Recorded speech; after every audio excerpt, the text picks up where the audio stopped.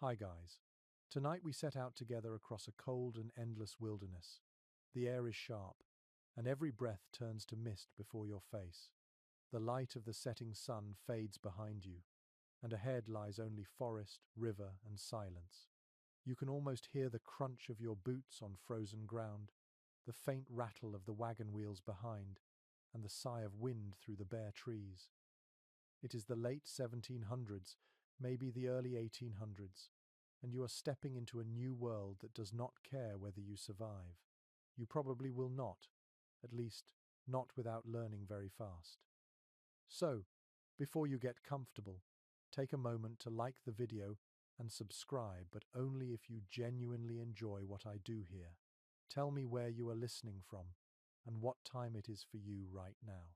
Now, dim the lights and let's begin. You trudge westward along a muddy trail that was once an animal path. The map in your head is half imagination and half rumor. Somewhere beyond these hills, you've been told, the soil is black as coal and rich as chocolate cake. But tonight, all you have is the sound of the wind and a wagon filled with a few tools, a few dreams, and some salted pork wrapped in cloth. Your fingers are stiff, and the cold creeps into your bones. You realize that the first challenge is not farming or trading or building a church. It is just staying alive until morning. That was the truth for almost every early settler who crossed into the American frontier. People left New England towns or European ports chasing independence and fertile land, yet many met their first winter unprepared. Historians still debate whether these first groups understood what they were facing. Some argue they were seasoned woodsmen. Others say they were city folk with romantic notions about nature. Either way, that first winter stripped all illusions. The wilderness was not a painting. It was a test. You make camp near a stream. The horses snort and paw the frozen earth. You gather what little dry wood you can find and strike a spark from your flint. The fire catches, weak at first, then brightens until shadows dance along the trunks of ancient pines. The smell of smoke is both a comfort and a warning. Fire means warmth, but it also means attention. Every predator for miles knows you are here. Some pioneers believed in building a traveler's cross before bedding down, stacking small sticks into a crude shape as a charm against wolves and spirits. There are stories of settlers hearing footsteps outside their camp, too light to be a bear, too soft to be a man. You tell yourself it's just the wind. Still, your hand finds the handle of the hatchet at your side. The night deepens. The temperature drops below freezing. Frost forms on your beard and lashes. You roll into a thin blanket, still wearing your boots, and stare at the stars. They look closer than they ever did back east, glittering so fiercely that you half expect them to fall. You think of home, of family, and of the promise that drew you here. Land of your own, freedom to build, a future shaped by your own two hands. Somewhere in the dark, an owl calls. The sound echoes like a question. Did you make the right choice? There is no answer yet. There is only the slow crack of your firewood and the distant groan of the trees shifting in the wind. By morning, you wake stiff and sore. The fire has burned to ash. A thin layer of ice glistens on the inside of your blanket. You rub your hands together and stare at the forest, realizing that every tree around you might one day be a wall, a roof beam, or a door. You will have to learn which wood splits clean, which resists rot, which bends and warps in the cold. You will have to learn how to fell a tree safely without crushing yourself beneath it. A mainstream historical record from the 1790s describes these first crossings into the frontier as an exodus of farmers turned carpenters overnight. That line makes you smile now. You do not feel like a carpenter. You feel like someone pretending to be one. Yet the moment you pick up that axe, you join a story older than the nation itself. There's a quirky tidbit that some pioneers named their axes, carving initials or small symbols into the wooden handle for luck. You run your thumb along the smooth hickory and think of giving it a name, though none comes to mind yet, maybe after it saves your life a few times. You start to understand that the wilderness is not simply a place, It is a personality. Sometimes it feels generous, letting you find dry wood and easy kindling. Sometimes it's cruel, snapping the handle of your saw or soaking your boots in ice water, but it always demands respect. By evening, you've scouted a ridge near a bend in the river. There's flat land for a cabin, a stream for water, and thick pine woods that will block some of the wind. It is not much, but it is enough. You drive a stake into the ground, marking the spot that will become your home. The sun sets behind you, spilling gold over the treetops. You stand there for a long while, letting your breath rise in pale clouds, trying to imagine a cabin where there is now only emptiness. The air smells of sap and snow. You feel the first flakes begin to fall, gentle and slow, whispering on your shoulders like a warning. Winter is coming fast. Every hour will count now. You pull your coat tighter and walk back to the campfire. As the flames rise again, you hold your hands close, staring into the embers. You can already picture it. Smoke curling from a chimney, a door that shuts out the wind, warmth waiting inside. But that is still a dream. For now, the stars are your roof, and the forest is your wall. You listen to the quiet, knowing that the story of survival has only just begun. You wake to the sound of birds pecking through frost, the kind that pierces the quiet just before dawn. Your breath fogs in the air as you stretch your stiff legs and look around. The fire has died to a dull red glow, and the ground beneath you feels like stone. It's time to choose where you will build. Shelter will not build itself, and winter does not forgive hesitation. Choosing the ground is not just about where you want to sleep, it's about whether you want to live. You walk along the ridge, boots crunching through thin snow, studying the slope and the shape of the land. The pioneers learned fast that beauty did not mean safety. A meadow might look perfect, but one heavy rain could turn it into a swamp. A low valley might seem calm until the river floods and drowns your stores of grain. You pause near a patch of tall pines and listen to the wind's direction. If you can hear it whistling through your ears now, imagine what it will do in January. You shift your gaze to a small rise near a stream. The soil there looks firm, the ground dry, and the trees thick enough to block northern gusts. That feels promising. A mainstream historical record from an 1802 settler's guide advised, "Build where water is near but not at your feet." You smile at that advice. It sounds simple, but it hides the hard-earned lessons of men and women who learned too late what freezing runoff could do to their doorstep. As you kneel and press your hand to the earth, the cold seeps through your glove. The soil is dense but workable. You draw a crude outline with a stick, marking corners and walls that exist only in your imagination. You can almost see it, a rough cabin of pine logs, smoke curling from a hole in the roof, your own hearth glowing through the frost. Still, every decision feels like a gamble. Historians still argue whether settlers chose high ground out of knowledge or luck. Some say it was trial and error. Others believe indigenous guides taught many of them where the soil drained best and where the frost hit last. You'll never know exactly which of those theories is true, but you can feel the truth in your bones. If the ground beneath you holds, so might your future. You take a slow breath and smell pine resin and cold earth. The forest hums with small noises, a squirrel rustling, a crow cawing somewhere unseen. You remember that you're not the first to set foot here. Long before wagons rolled across this frontier, native peoples had chosen these same ridges for their camps. Some left stone hearths, others faint mounds of earth. You try not to disturb them. A few pioneers swore bad luck followed those who built over old burial sites. Whether you believe it or not, respect feels like a safer choice. You move toward the river, breaking thin sheets of ice with your boot. The water runs clear and cold. It's good water, not stagnant or muddy. You fill your tin cup and sip carefully, wincing at the chill. The taste is sharp, almost metallic, but clean. You picture how this river will serve you through the year. Water for cooking, washing, even turning a small mill one day if you live long enough to build one. A quirky fact that makes you chuckle comes to mind. Some settlers in the Ohio Valley once tested their new water sources by dropping in a live fish. If it survived the night, they considered the water safe. If it didn't, they moved on. You have no fish to spare, but you like the idea of letting nature be your tester. You walk back toward your stake and notice the light shifting through the trees. The frost glimmers like powdered glass. Each beam of sun feels like hope, fleeting but real. You start marking trees that will have to fall first. Your axe feels heavy but dependable, its iron head catching the morning light. This is how it begins.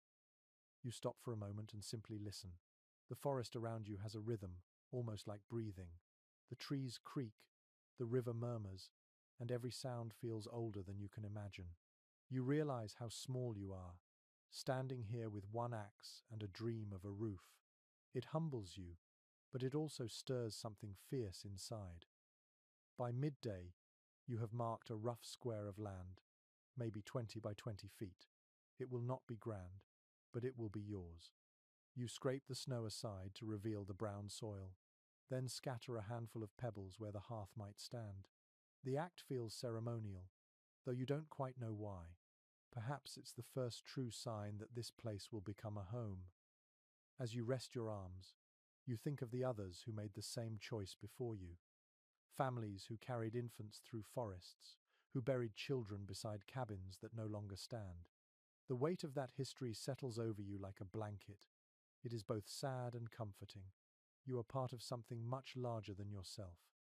You find yourself talking aloud, half to the trees, half to the wind. You say, "All right then, this will do." The words hang in the air, simple but final.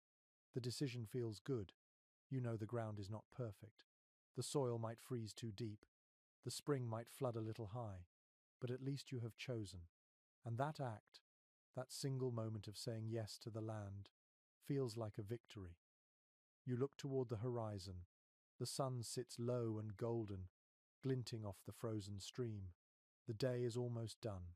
You feel hunger stirring in your stomach. Tonight, you'll eat what's left of your salted meat and maybe boil some cornmeal if you can keep the fire steady. Tomorrow, the real work begins. Before you turn back to camp, you kneel once more and press your hand into the cold soil. "Hold me," you whisper quietly, "and I'll hold you." The earth does not answer, but somehow it feels like it heard. As you walk back through the fading light, a sudden gust of wind carries the scent of wood smoke from your dying campfire. It smells like home, even though no home exists yet. You smile at the thought and quicken your pace. Tomorrow, you'll swing the axe. Tomorrow, the land will change shape beneath your hands. The cold deepens as twilight settles. You pull your coat tighter and look up at the stars blinking awake one by one. Somewhere out there, a wolf calls. The sound makes you shiver, but it also reminds you that you've made your first choice wisely. The ground beneath you will hold. You just have to prove that you can too. Morning arrives in a pale wash of light through the mist. The forest smells damp and alive, and your breath forms small clouds as you exhale. The time for imagining is over. Today, you must face your first night of real work. No cabin, no walls, just the open sky above your head. The day will be long, but it begins with a plan. You move quietly through the trees, scanning for fallen branches, dry bark, and any sign of shelter. A hollow tree would be a miracle, but the trunks here are solid and unyielding. You find instead a shallow rise near your marked ground, where the roots of an old oak have lifted the earth like a small ridge. It will have to do. You kneel, tracing the shape of the spot with your hand. The soil is frozen hard, but if you dig shallow trenches and build a simple windbreak, you might just make it through the night. Early settlers often did the same, creating makeshift lean-tos out of brush and fallen limbs before they could raise real walls. Some even slept beneath overturned wagons, the canvas top turned into a crude tent. Records from the early frontier mention how those first nights were a test of willpower. Many families simply froze before they ever built a roof. The diaries that survive speak in short sentences, clipped by exhaustion. "We slept by the fire. The wolves howled. Snow began before dawn." It makes you wonder how many stories were never written at all. You gather branches and angle them against the trunk of a tree. Each one thuds softly as it falls into place. The rhythm is hypnotic. Your hands sting from the cold, and you pause to blow on your fingers, flexing them against the ache. You drape pine boughs across the frame, layering them until it feels like a real wall. The smell of sap fills your nose, sticky and sharp. The work is awkward, but strangely satisfying. The body warms through motion, and for a while, you forget the cold. You crouch to inspect your creation, a half shelter that leans against the forest like a tired companion. It is not pretty, but it will block the worst of the wind. You spread your blanket on the ground and line it with pine needles, hoping the soft layer will keep you off the frozen soil. An unusual piece of advice from an 1810 homesteader's journal comes to mind. The writer claimed that pioneers sometimes buried hot stones under their bedding to hold the warmth through the night. You decide to try it. You heat a few round stones near the fire until they glow faintly, then roll them into shallow holes and cover them with earth. The ground begins to steam. For a brief moment, the scent of warm soil fills the air, a strange comfort in the wilderness. You take a step back and study the scene. Smoke curls upward through the branches, blurring the line between ground and sky. The sound of crackling wood mingles with the soft hiss of snow melting near the fire.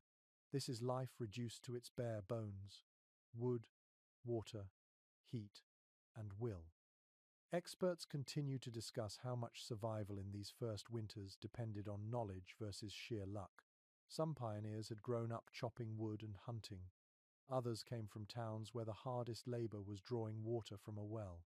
It seems that those who lasted shared one trait above all else: the ability to adapt quickly. You can feel that truth in your own tired arms. The afternoon fades fast. By the time you finish stacking the last log, the forest glows blue with twilight. You add a few extra branches to your fire and sit close, letting the warmth creep through your boots. Your muscles throb, but you feel a quiet pride. You have made something. It is not much, but it stands between you and the dark. From the edge of your vision, a small movement catches your eye. A rabbit darts through the underbrush, its fur almost invisible against the snow. You watch it disappear into the shadows and smile. If it can live out here, so can you. An odd superstition from early trappers whispers through memory. They believed that if you saw a rabbit on your first day of building, your home would last through 7 winters. You do not know where you heard it, but you decide to believe it anyway. Faith, even in nonsense, has a strange way of keeping the cold away.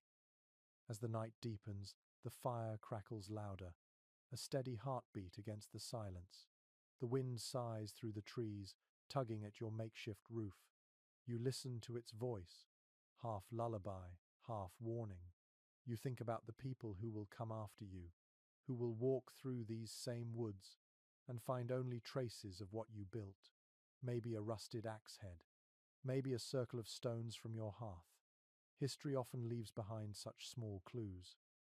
You stretch out on your bed of needles and stare up at the small patch of stars through the branches. The light wavers as smoke drifts past, soft and silver. The fire's warmth wraps around you, but you know it will not last. Every few hours, you'll have to wake and feed it again. Sleep will come in fragments, broken by the need to survive. Before you close your eyes, you whisper a quiet promise to yourself. Tomorrow you will fell your first tree. Tomorrow the work will truly begin. The forest creaks in reply, as if acknowledging your vow. Somewhere in the distance, ice cracks on the river like a slow drumbeat. You breathe deeply and let the sound carry you into restless dreams of log walls and a roof that does not leak.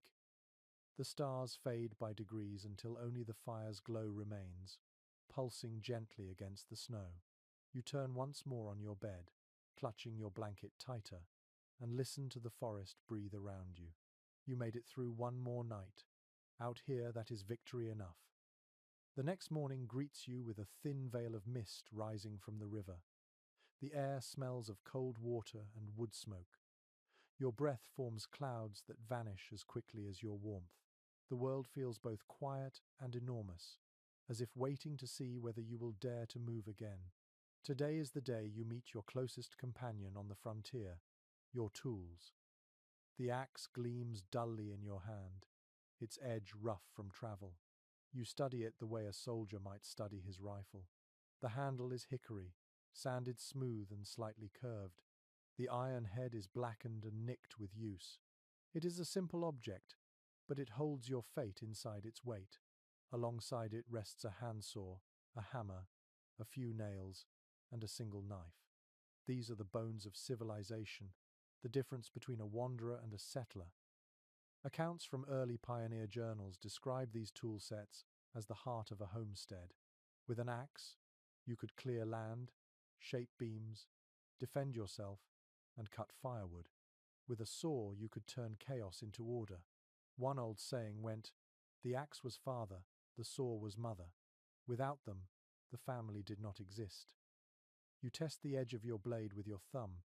It bites just enough to draw a thin red line. The sting wakes you fully. You smile at the thought that pain can be proof of readiness. A few feet away, the first tree stands waiting. You swing once, and the sound echoes through the forest. The vibration shudders up your arm, through your shoulder, into your chest. You adjust your stance and swing again, rhythm building, muscles burning in the cold air.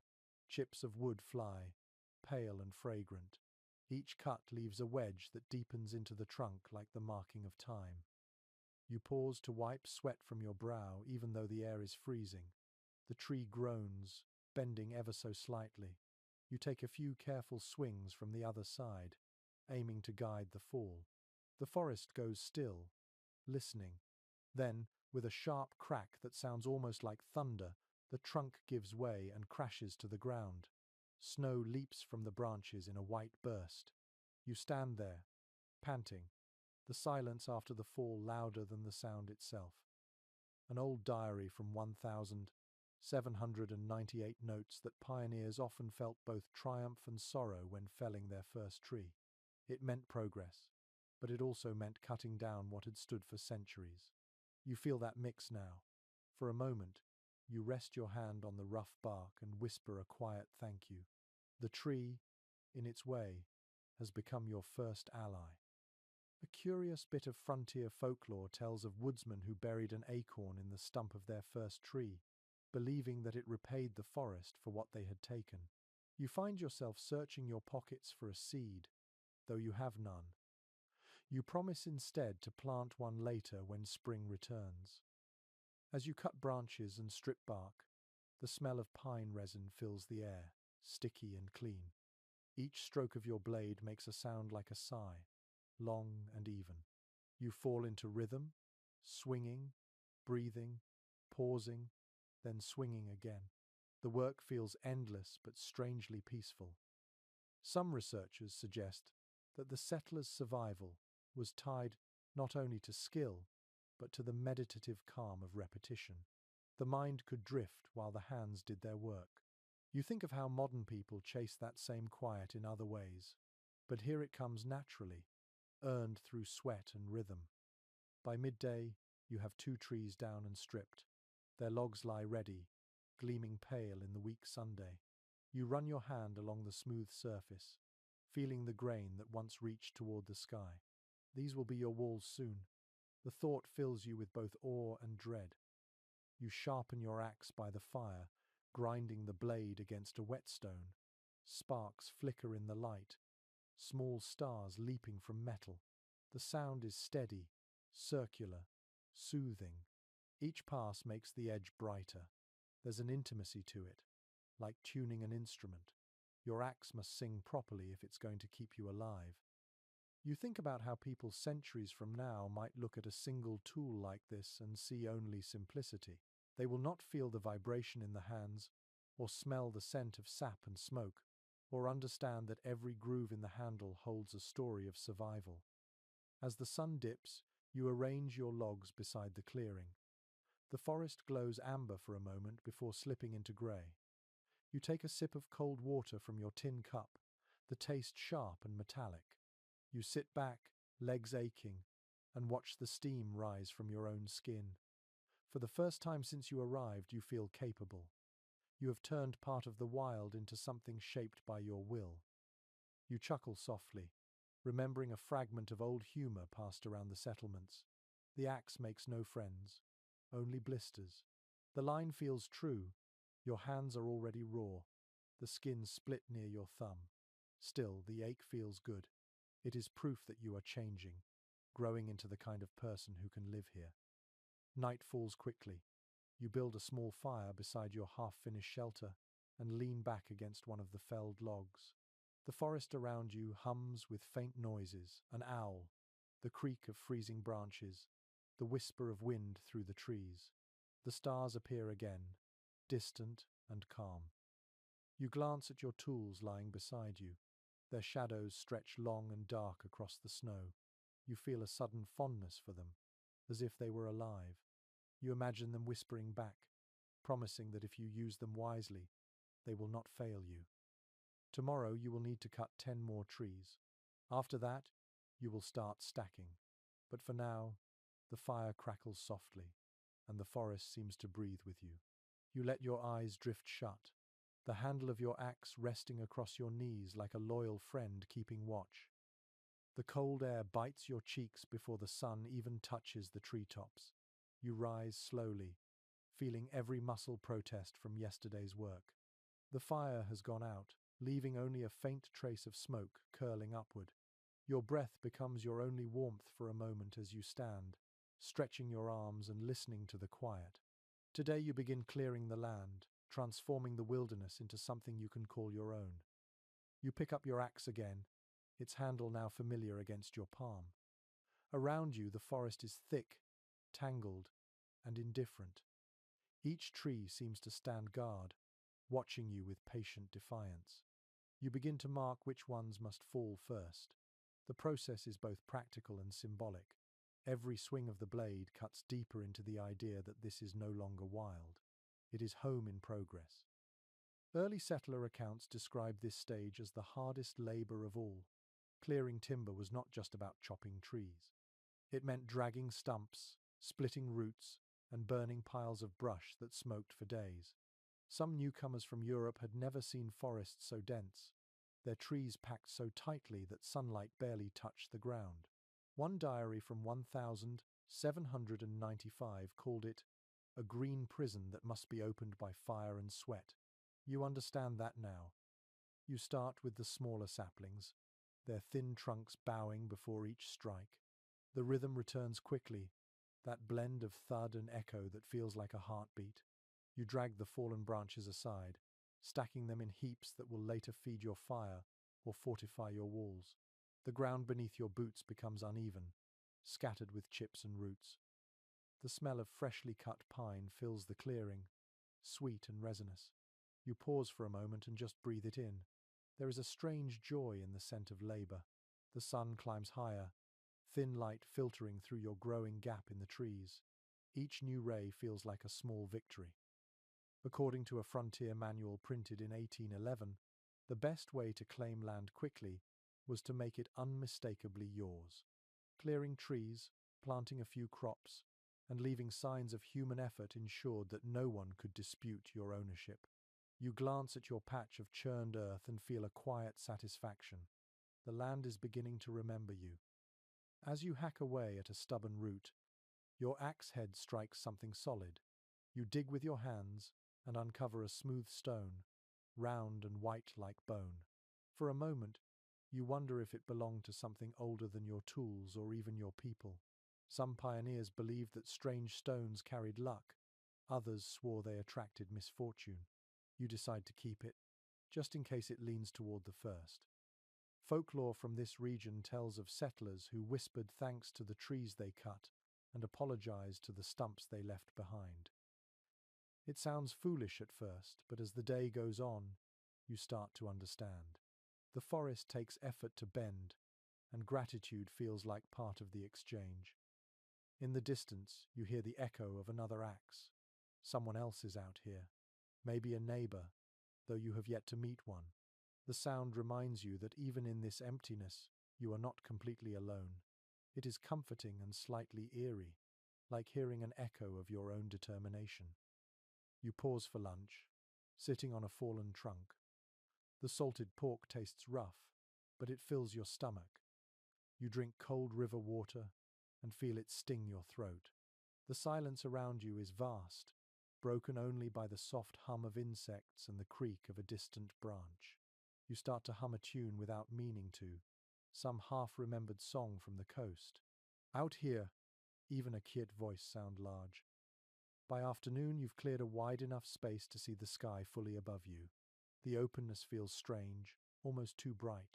The air smells of ash and sap. You build a small brush fire to burn what you cannot use, feeding it slowly as the smoke rises in thin grey ribbons. The flames twist and dance, and you catch yourself staring, mesmerized. Researchers today often point out how fire shaped early pioneer life as much as any tool. It was warmth, light, protection, and destruction all in one. You can see why. The crackling sound feels alive. The heat on your face, a reminder that you've won at least one small battle against the cold. The hours blur. The axe swings, the wood falls, the brush burns, sweat freezes on your skin, and blisters bloom across your palms. But when you finally stop to rest, the sight before you is worth every ache. The forest has opened. The sky feels wider. You can see the place where your cabin will stand without the interference of shadows. You think of an entry written by a woman who followed her husband into the wilds of Kentucky. She wrote that the first cleared patch of land looked like heaven, though it smelled of smoke and sore muscles. Her words echo what you feel now. Hardship mixed with pride, exhaustion softened by beauty. As evening falls, the wind shifts. The fire's smoke drifts sideways, carrying with it the scent of sap and charcoal. You sit on a log, watching the sparks rise and fade. They remind you of your own breath in the cold air, small bursts of warmth disappearing into the vast dark. You lean back, the axe resting across your lap, and listen to the forest beyond your clearing. Somewhere in the distance, an owl hoots once, low and steady. You imagine it watching you with silent curiosity. Maybe it has seen others like you come and go, dreamers trying to carve permanence from impermanence. When the fire burns low, you rake the coals into a glowing line and cover them lightly with ash. The ground radiates a faint warmth beneath you. You whisper to yourself, "Tomorrow I start stacking." The words feel heavy and hopeful all at once. The stars shimmer above, clear and sharp.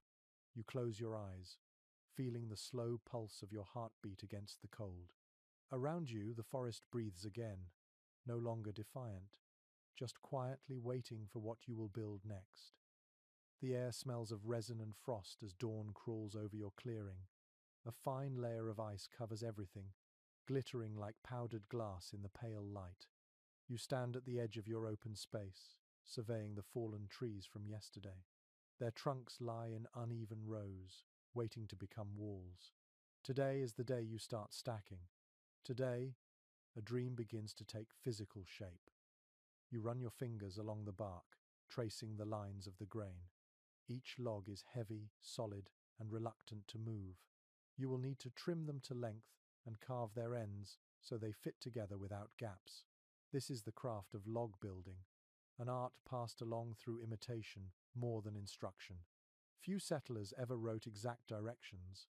They simply learned by watching and failing and trying again. Accounts from frontier carpenters note that every cabin told the story of its builder's hands. Some walls stood straight, others leaned slightly as if bowing to the wind. Perfection was rare, survival was enough. The technique of laying logs horizontally, each one notched at the corners to lock in place, came from a blend of European, native, and Scandinavian traditions. You smile at the thought that your rough work is part of that shared inheritance. You take up your axe and score shallow lines near each log end. The metal glints briefly in the light. With careful swings, you carve away small wedges, shaping a crude V. The chips fly, the sound sharp and rhythmic. It is slow work. Your breath fogs with every exhale, and sweat trickles down your neck despite the cold. After an hour, you manage to fit two logs together. They rest snugly, the corners biting just enough to hold. You kneel, testing the balance, and feel a small rush of pride. The cabin is still only a dream, but it has found its first true edge. A curious observation from an 1808 settler's diary comes to mind. The writer compared his first cabin to a box of faith, built one mistake at a time. You understand that now. Every cut feels like a conversation with wood that refuses to cooperate. You adjust, you compromise, you learn to read its grain-like language. As you work, your hands grow sore. Blisters have split open from yesterday's labor, but you wrap them in strips of cloth and keep going. You hum quietly, the rhythm helping your muscles forget their pain. The sound of your own voice feels grounding, a reminder that you are still human inside all this wilderness. Scholars examining early building patterns still puzzle over how quickly these cabins went up. Some records claim a family could raise a four-wall shelter in just 3 days. Others argue it took weeks of hauling, cutting, and sealing gaps with clay or moss. You suspect both are true depending on who swung the axe and how desperate they were for a roof. The afternoon light slants golden through the trees. You stop to eat, chewing tough jerky and sipping cold water. Every bite tastes of smoke and salt. When you look up, your walls are already 3 logs high on one side. The space feels smaller, warmer, more defined. You can almost imagine standing inside it. You notice how sound changes within the half-built walls. The wind softens, the echo of your tools becomes muted, contained. It feels like the forest itself is allowing you a small pocket of peace. A lesser-known custom from the Appalachian settlers said that builders would bury a coin beneath the first corner log for luck. Some used silver, others copper, believing the metal would attract prosperity or at least keep lightning away. You decide to press your lucky stone into the corner trench instead.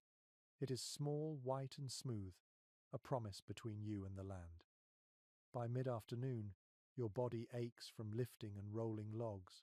You move with slow precision, aligning corners, packing moss and damp clay into the cracks.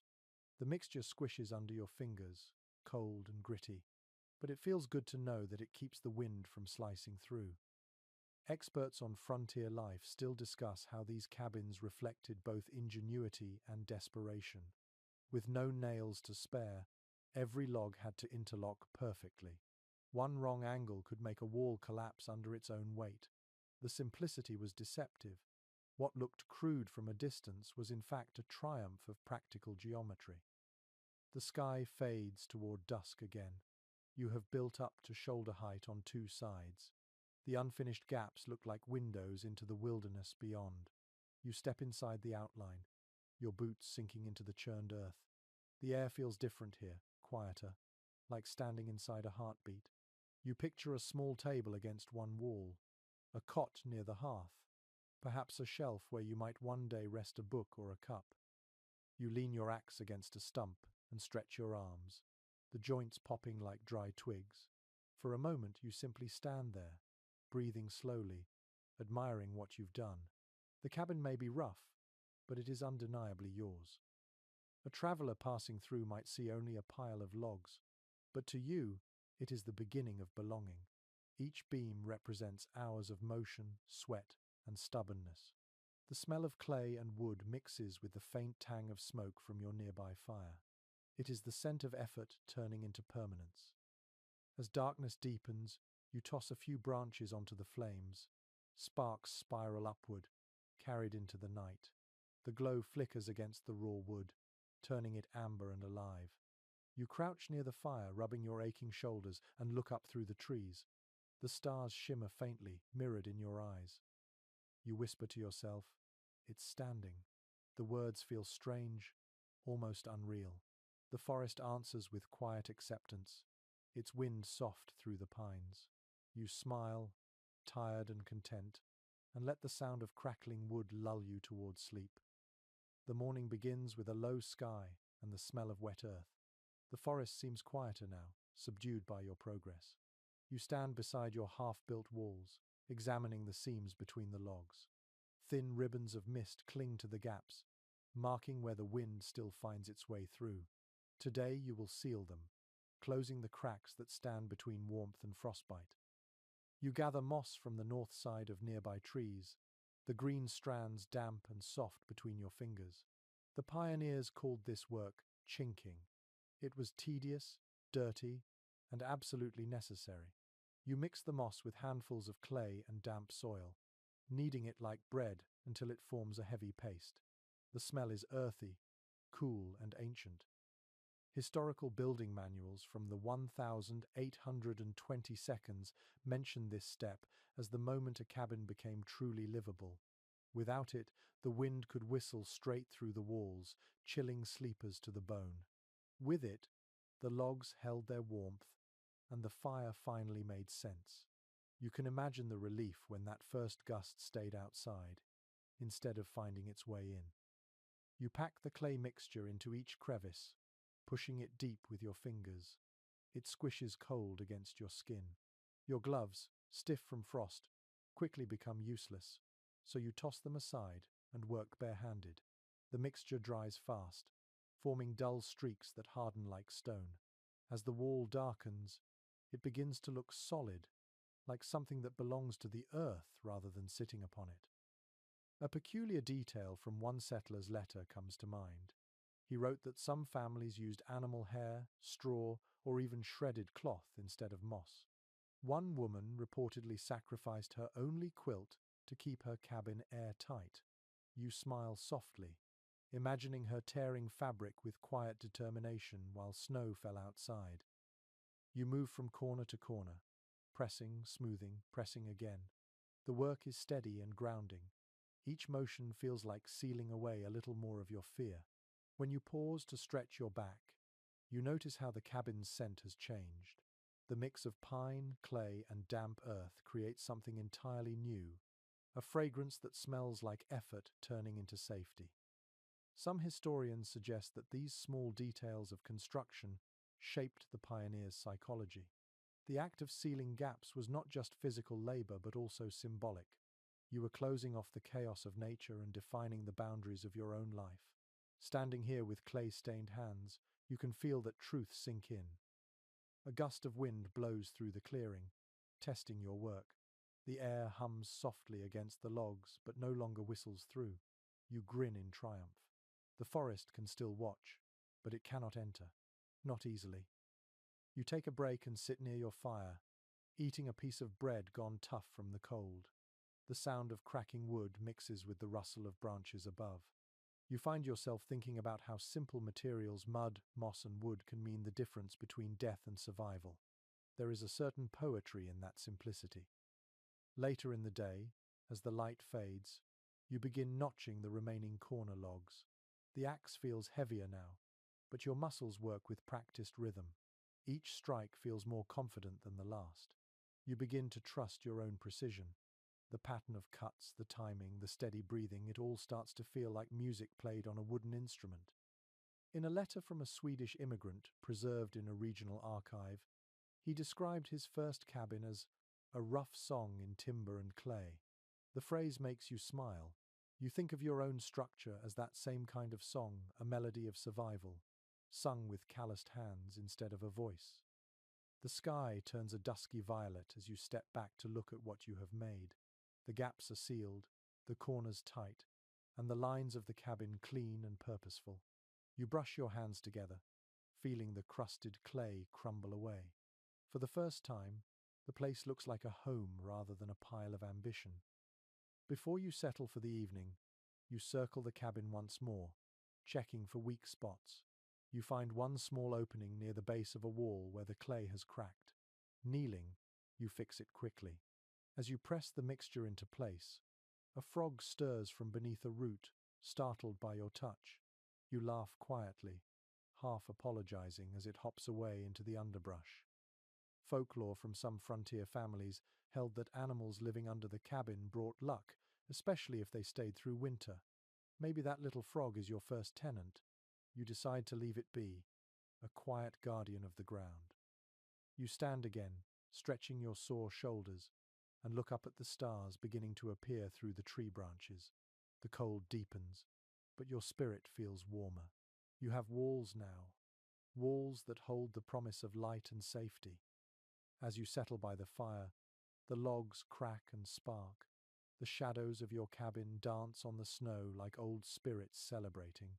You wrap your blanket tighter around yourself and whisper into the night, "It's holding." The forest answers only with a soft sigh of wind through pine needles. It feels almost like approval. You smile faintly, your eyelids heavy, the ache in your muscles fading into a quiet hum. Tomorrow, the roof.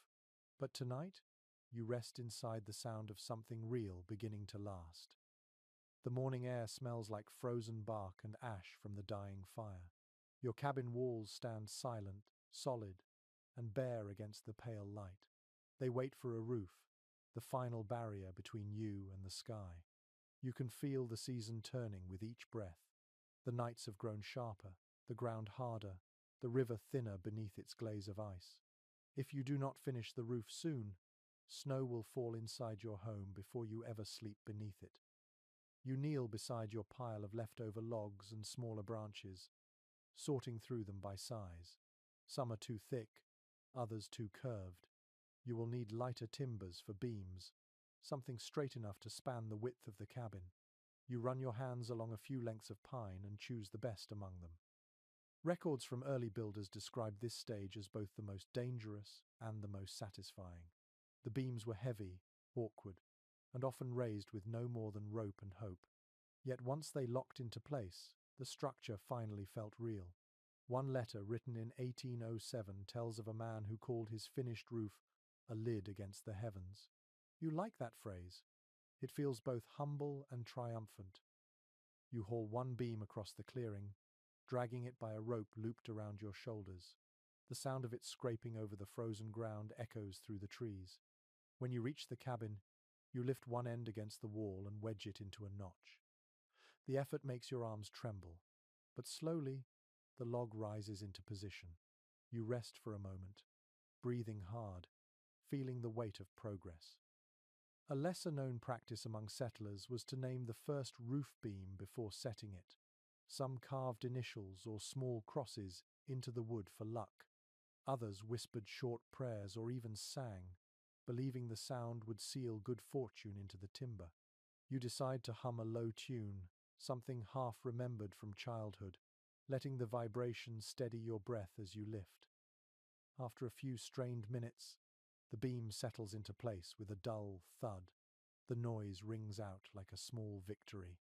You stand beneath it, grinning despite your sweat, and imagine the roof taking shape above your head.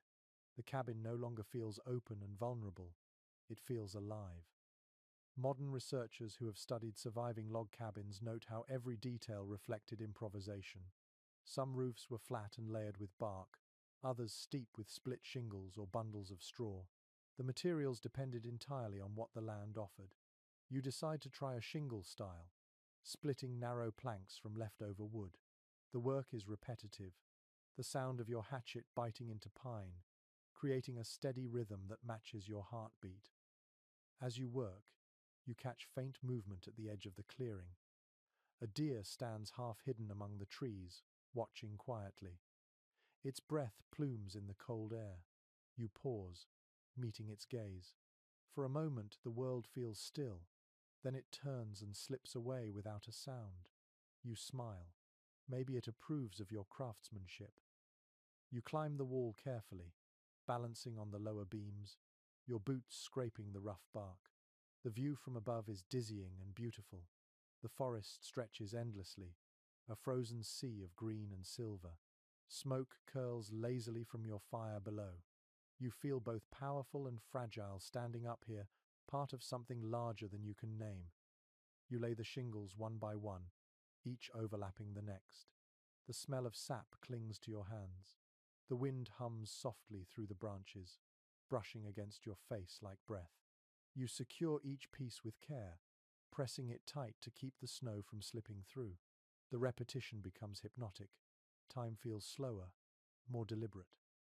An entry from an early settler's journal mentions how builders sometimes raced storms to finish their roofs. "We nailed and prayed in turns," the man wrote. And by God's mercy, the snow began only after we lay the last plank. You glance up at the thickening sky and hope fortune grants you that same mercy. By afternoon, clouds gather in a dull grey blanket. You work faster now, fingers stiff, movements jerky. The wind shifts, carrying the scent of coming snow. You can almost hear it in the distance, that soft, endless whisper that precedes a storm. Your hands ache, but you refuse to stop. You drive the final shingle into place just as the first flakes begin to fall. Snow drifts slowly through the air, light as breath. It lands on the roof and melts instantly against the fresh wood. You climb down, legs trembling, and step back to admire your work. The roof gleams faintly in the fading light, a promise against the sky. You touch the edge and feel the cold dampness on your fingertips. You build up your fire again and stand near it, watching the flames reflect off the cabin walls. The smoke rises steady and proud. The structure now feels whole, sealed from the elements. You step inside for the first time and breathe in the scent of pine and clay, wood smoke and damp earth. The sound of wind muffles outside, replaced by the soft crackle of embers. You crouch near the floor and trace the lines of your new home. There is still no floor, no door, no window, but already it feels like shelter. A thought flickers in your mind how something so rough can still bring peace. Maybe comfort does not need polish, it just needs purpose. As night deepens, the snowfall thickens, blanketing your clearing in quiet. You sit beside the fire, wrapped in your coat, and watch the glow flicker through the half-open doorway. The warmth touches your face, and for the first time, you believe you might truly make it through the winter. The wind rattles the new roof once, testing it, but it holds fast. You smile at the sound, feeling a calm pride settle into your bones. You whisper to the empty room, "We did it." The forest outside exhales, and the snow keeps falling, soft and steady, wrapping your new home in silence. By the time the pale sun breaks through the clouds, the snow has stopped falling. The world outside your cabin glows under a fresh white sheet. Every branch, every stump, every footprint looks softened, almost kind. You stand inside your rough walls, gazing upward at the roof that kept the night storm from soaking you. You smile faintly. It held. The next task waits below your feet. The floor beneath you is uneven earth, frozen hard and mottled with patches of frost. Each step sends a cold ache up through your boots. If you do not fix it soon, dampness will creep up from the ground, chilling you even through the fire. You crouch, running your hand along the soil. The texture is gritty and cold, but familiar now. You will need a barrier, something solid. Some settlers laid rough planks over packed dirt, while others dug shallow trenches and filled them with stones. A few even built their cabins slightly raised on rocks or logs to keep them dry during spring floods. Letters from early Ohio settlers mention that a good floor is not luxury, it is sanity. You believe that fully as your knees press into the icy ground. You begin by leveling the soil, breaking apart clumps and spreading them evenly with the back of a shovel. The handle creaks in your hands. Each motion releases the earthy smell of cold clay mixed with pine needles. The sound of scraping metal and shifting dirt fills the cabin, steady and comforting. You pile a few stones near the center and lay short logs across them to test your idea for a simple raised platform. The first one rolls slightly, unsteady, so you wedge a flat stone beneath it. The log steadies, and you nod to yourself. Slowly, the shape of a floor begins to emerge. A curious detail appears in several regional records. Some settlers scattered ashes from their fire pits onto their cabin floors to keep insects away and absorb moisture. The ashes acted like primitive insulation, dull grey beneath their feet, but surprisingly effective. You remember that as you sweep leftover ash from last night's fire into the corners of your foundation. It feels like borrowing wisdom from ghosts. Once the base is ready, you split a few long planks from your remaining logs. The wood cracks and sighs under your axe. The scent of fresh pine fills the air again, rich and clean. You drag each plank inside and fit them snugly, their rough surfaces creaking as they settle into place. When you finally stand back, the cabin floor looks uneven but strong, a patchwork of effort and persistence. You test it with your weight, pacing slowly from wall to wall. The sound is new, a solid thud instead of the crunch of frozen dirt. The vibration of each step hums through your bones like reassurance. You think of how, months from now, this same floor might echo with softer sounds.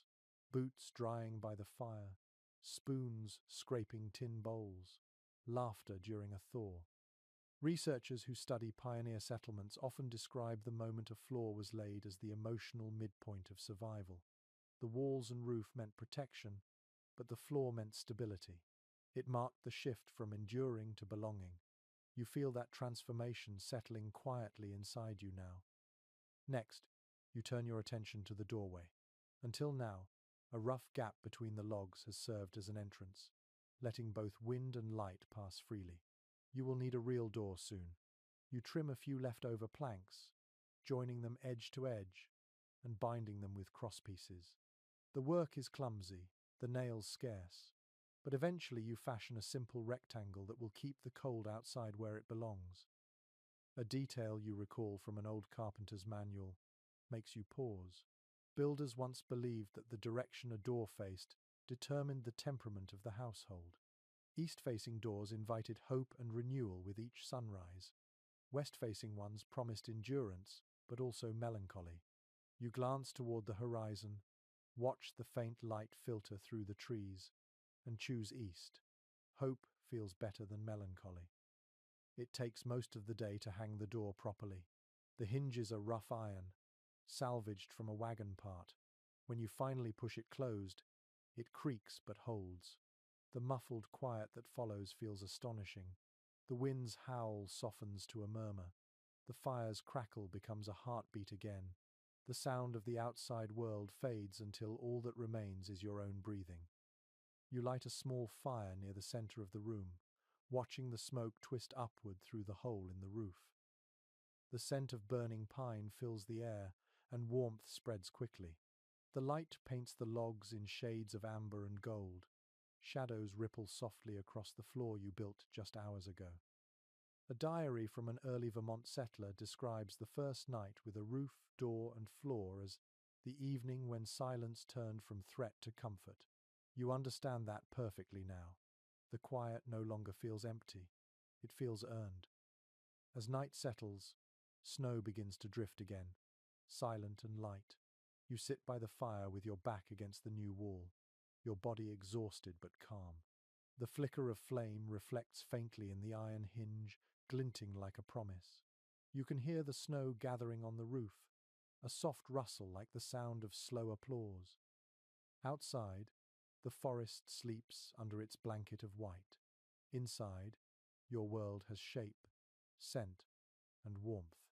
You stretch your legs across the new floor and smile to yourself, thinking that if anyone could see you now, they might not realize how close comfort and struggle sit together out here. Before you drift towards sleep, you whisper to the shadows, "We're getting there." The fire answers with a slow crack, steady and warm.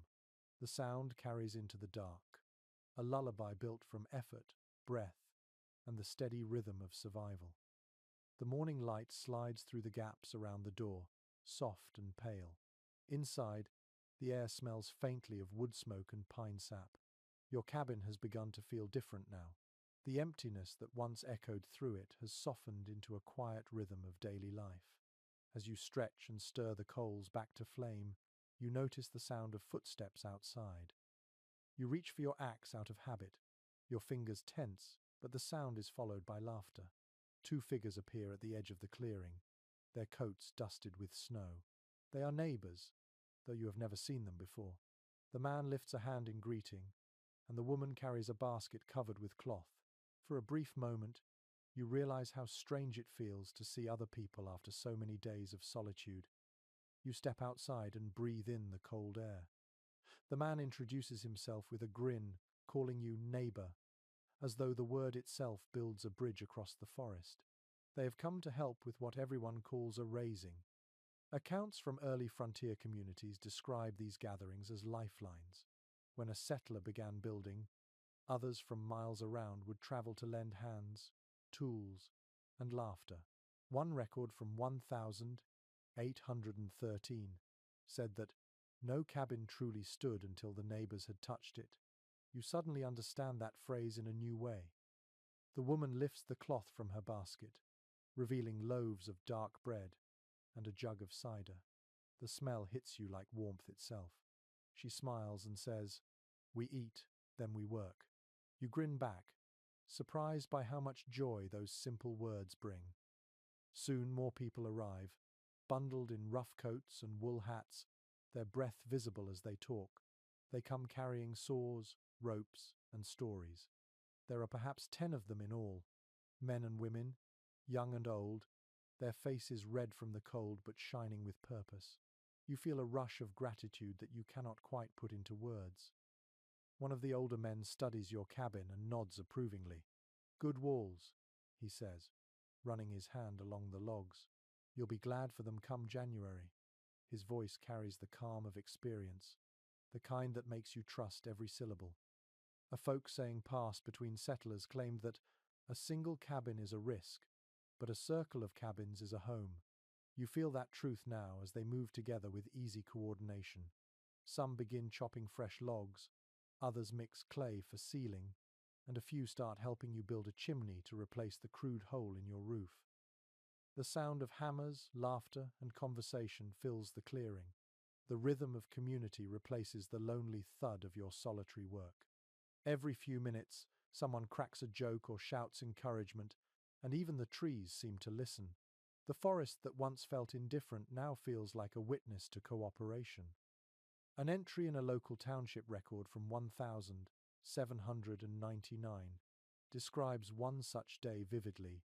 The women brought bread and songs, the men raised the roof, and before sunset, the smoke from the new hearth marked another home claimed from wilderness. The scene unfolding around you could be that very page brought to life. By midday, the new chimney rises from your wall, built of stacked stone held by clay. Smoke from your fire now climbs through it in a clean, twisting column, disappearing into the pale sky. You smile at the sight, the same kind of pride that comes from watching your own breath on a cold morning. You sit for lunch beside your new neighbors, sharing bread, cider, and stories. Someone mentions a rumor that a trader will pass through before winter ends, bringing sugar and coffee. The talk turns to family, to lost friends, to the hardships that never quite stop but somehow become bearable when shared. A curious note from an old minister's memoir tells that during these house raisings, some settlers carried a small bottle of whiskey to bless the rafters. The custom was meant to keep away misfortune and to celebrate the completion of a home. When one of the men offers you a sip, you laugh and take it. The burn in your throat feels like fire meeting fire. By afternoon, the work continues with easy rhythm. The younger boys carry stones for the hearth, the women reinforce gaps with moss, and the older men test each beam for strength. When the final piece is set into place, a cheer rises through the clearing. The sound echoes across the trees, startling a flock of birds into flight. Modern historians often highlight how these gatherings formed the first sense of community identity in the frontier. They were more than labor exchanges. They were social bonds woven through necessity. Out here, survival required cooperation, and every shared task carried the weight of belonging. As the day fades, the helpers prepare to leave, their laughter still lingering in the air. The woman who brought bread squeezes your arm before departing. "You'll manage fine," she says. "Just keep the fire fed," and the door latched against the wind. Her words feel like both advice and blessing. When the last of them disappear down the snowy path, you stand at the edge of your clearing, watching their footprints fade into twilight. The forest feels quieter but no longer lonely. The traces of their presence remain in every improvement they helped you make. You step back inside your cabin, closing the door gently behind you. The warmth from the fire spreads evenly now, no smoke choking the air. The chimney works. You sit on your wooden floor and listen to the faint crackle of burning pine. The smell of bread lingers, mingled with smoke and clay. You think of what the older man said, that no cabin truly stands until others have touched it. You understand now that survival in this place was never meant to be a solitary triumph. It was always a chorus. Outside, the wind rises again, but its voice seems softer tonight. You stretch out beside the fire, feeling safe, and let your eyes close to the rhythm of popping embers and the faint whisper of the world beyond your door. The next morning smells faintly of smoke and baked bread. The fire has burned low, but the cabin holds its warmth. You sit up slowly, rubbing your eyes, and listen to the soft creak of the walls as they settle in the cold. The quiet feels alive. A faint glow filters through the cracks around the door. You have neighbors now, and though they are far, their presence hums somewhere in your thoughts. Today, you begin to notice the smaller things that make a cabin feel human. The coarse bark on the walls scratches against your fingers as you move around. Your breath still mists in the air, but the space no longer feels like a box of wood and earth. It is becoming something gentler. The smell of pine and clay is beginning to fade, replaced by something warm, faintly sweet, the scent of life returning. You start tidying the inside, gathering chips of wood and sweeping them toward the hearth with a bundle of twigs tied together with string. The motion feels soothing, rhythmic. The cabin hums softly with the sound of your sweeping, like a heartbeat steadying itself after a long run. In every story of the frontier, there is one quiet truth often overlooked. The women of these settlements shaped survival into comfort. Historical journals speak of them transforming bare walls into living homes. They brought not just endurance but beauty into hardship, making the wilderness bearable. You can almost imagine one now, humming softly while spreading quilts along the logs, hanging dried herbs from the rafters, filling the air with the faint perfume of lavender and smoke. The same journals describe how women ground corn by hand, churned butter in wooden buckets, and mended torn shirts by the light of the fire. These small acts were not decoration. They were resistance against despair. A domestic guide published in the 1830 seconds mentioned that a woman's needle holds the house together better than any nail. The phrase feels poetic but also profoundly true. You picture such hands, rough from work yet graceful in motion, sewing patches that tell stories of scarcity and pride. Outside, the snow crunches under your boots as you step out for firewood. The world sparkles under the morning light, every branch lined with frost. You catch sight of the same deer from before, watching again from the edge of the clearing. Its ears twitch at your movement, but it does not flee. You wonder if it recognizes you now, or perhaps just the scent of safety radiating from the smoke above your cabin. Back inside, you arrange your supplies. The rhythm of routine begins to take hold. Stack the logs, sweep the ashes, warm the room, mend what is torn. There is peace in the ordinary, a comfort that feels hard-earned. Scholars of frontier life often note that women's work, though rarely recorded, kept the settlements alive as surely as the men's axes did. They preserved food, taught children, and passed along folk remedies that saved entire families from illness. Without their invisible labor, the frontier might have broken under its own loneliness. A letter written by a homesteader's wife near the Great Lakes captures it simply: "My husband built the cabin. I built the home." You think about that as you glance around your own space. Even without the quilts and herbs, the lesson feels clear. It is not enough to build shelter. You must also give it warmth. You decide to make small changes. You hang your coat near the door, drape your blanket along the wall to stop the draft, and set a few smooth stones near the hearth to hold heat after the fire dies. The cabin feels less harsh already. You hum quietly as you work, echoing that imagined voice from earlier, the one who hummed while making something out of nothing. As the afternoon fades, the fire's light deepens to amber. The room glows softly, and the world outside turns blue. You sit near the hearth, resting your hands on your knees, and let the heat seep into your skin. The crackle of firewood becomes almost hypnotic. You think about how every settlement must have had one woman whose presence changed everything.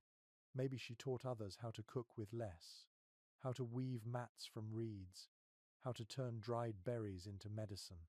These small acts of sharing became the hidden architecture of survival. Folklore from the old territories mentions the hearth women, a term of respect for those who could keep a cabin warm with both fire and spirit. They were said to carry light in their hands, to calm storms with a song or silence, an argument with bread. You smile at the thought, wondering how many such women the frontier truly saw. The snow begins again outside, soft flakes gliding past the cracks of the shutter. You place another log on the fire and listen to it pop and hiss. The scent of resin fills the air, sweet and smoky. The warmth settles around you like a blanket. A small realization blooms quietly in your chest. Comfort does not come from abundance. It comes from care, the kind you give to things that will not survive otherwise. The women of the frontier knew that long before it became written wisdom. You stretch your legs toward the fire, feeling the steady pulse of heat against your soles. Outside, the forest has gone still. Inside, your home glows with a warmth that feels older than words. The wind sighs gently along the walls, not as an intruder this time, but as a reminder that the world beyond is vast, wild, and waiting. You whisper softly, "We're learning how to live." The fire answers with a long crack, sparks rising like stars caught in your breath. The light sways, then steadies, as if agreeing with you. You close your eyes, listening to the soft sound of snow touching your roof, and drift into dreams that smell of pine, bread, and quiet resilience. By the time you wake, the fire has gone to ash, but a faint warmth lingers in the room. The walls hum softly with the memory of heat. You rise slowly, pulling your blanket tight around your shoulders, and listen to the stillness. The forest beyond your door is locked in white silence, yet your cabin feels alive, breathing with you. It is time to tend the heart of your home, the hearth itself. You kneel before the circle of stones that make up your fireplace. They are rough, uneven, and blackened by smoke. You scrape out the ashes from last night, their texture soft and powdery between your fingers. The faint scent of burnt pine clings to them. You pile fresh kindling in a small pyramid, laying dry twigs beneath and thicker branches on top. With flint and steel, you strike a spark, and it flares to life, fragile but insistent. The flame catches, crackles, and begins to grow. You watch it dance up through the smoke, golden and alive. The light spills across the room, chasing the shadows into corners. Every cabin on the frontier relied on this same glow. It was warmth, food, and companionship combined. A record from an early Vermont homestead describes the hearth as the one true guardian against despair. Without it, settlers froze or starved. With it, they found the strength to endure. You feel the truth of that as your hands warm above the growing blaze. The fire becomes your teacher. You learn how it breathes, how it prefers slow feeding, how it rewards patience. Too much wood, and it smothers itself. Too little, and it sulks into smoke. You adjust the logs carefully, coaxing them until the light burns steady and calm. The smell of burning sap fills the cabin. The walls gleam with soft gold, and for a moment, the air feels almost sweet. You stretch your fingers toward the heat and close your eyes, letting it seep into your skin. There is something spiritual about this ritual. Diaries from frontier women often describe the morning fire as a kind of prayer. They rose before dawn, stirred the coals, and whispered quiet thanks for another day of warmth. Some even believed that if the flame died completely, misfortune would soon follow. You smile at the thought and promise yourself to keep it alive. You set a small iron pot on the fire, heating the last of your cornmeal. The smell is faint but comforting. The sound of the bubbling mixture mixes with the crackle of the wood, creating a steady rhythm that feels like music meant only for you. As the morning stretches on, you find yourself speaking softly to the fire. You tell it your plans: to cut more wood, to trap rabbits, to seal the roof again before the next storm. It does not answer, but it listens. You can feel it listening. Folklore from the early frontier tells of families who treated their hearths almost like living companions. Some named their fires, speaking to them as though they could hear. A few even tossed small crumbs of bread into the flames as offerings. The superstition may sound strange now, yet as you sit in the warmth, it feels less like superstition and more like gratitude. You step outside to gather more logs, the cold rushing in like an old rival. The snow crunches beneath your boots, the air crisp and biting. You split wood steadily, the axe rising and falling with rhythm and purpose. Each strike sends a small echo through the trees, breaking the silence. When your arms begin to ache, you return inside, arms full of fresh fuel. The moment you open the door, the warmth wraps around you like a familiar embrace. The smell of smoke, pine, and cooked grain mingles in the air. You add another log to the fire, and it responds instantly, crackling brighter as if welcoming you back. Experts studying early American domestic life often call the hearth the center of community. It was where families gathered to eat, to mend, to talk. In many homes, it was the only source of light through the long, dark months. To sit by it was to belong, even if the world outside remained unkind. You can imagine how evenings might look in a frontier family's cabin, children huddled near the glow, listening to stories about spirits and storms, a mother sewing by the flicker, her shadow moving softly on the wall, a father mending a broken tool, pausing to feed the fire when it sighed. You catch yourself smiling. Even alone, the hearth feels like company. The sound, the warmth, the subtle light, it fills the silence better than any voice could. You can almost hear echoes of those old stories if you let your mind drift enough. A traveler's journal from 1804 records a line that fits your thoughts perfectly. The fire spoke when we were too tired to. That small sentence lingers in your head as you stare into the flames, the wood shifting and glowing like living embers of memory. Evening comes slowly.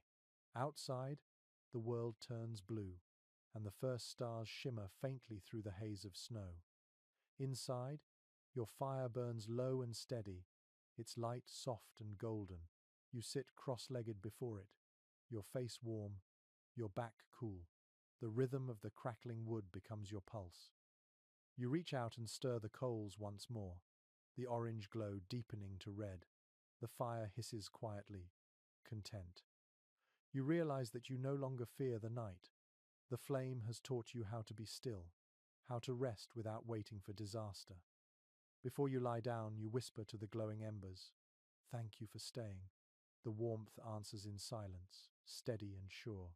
Outside, snow begins again, whispering softly against the roof, but you barely hear it.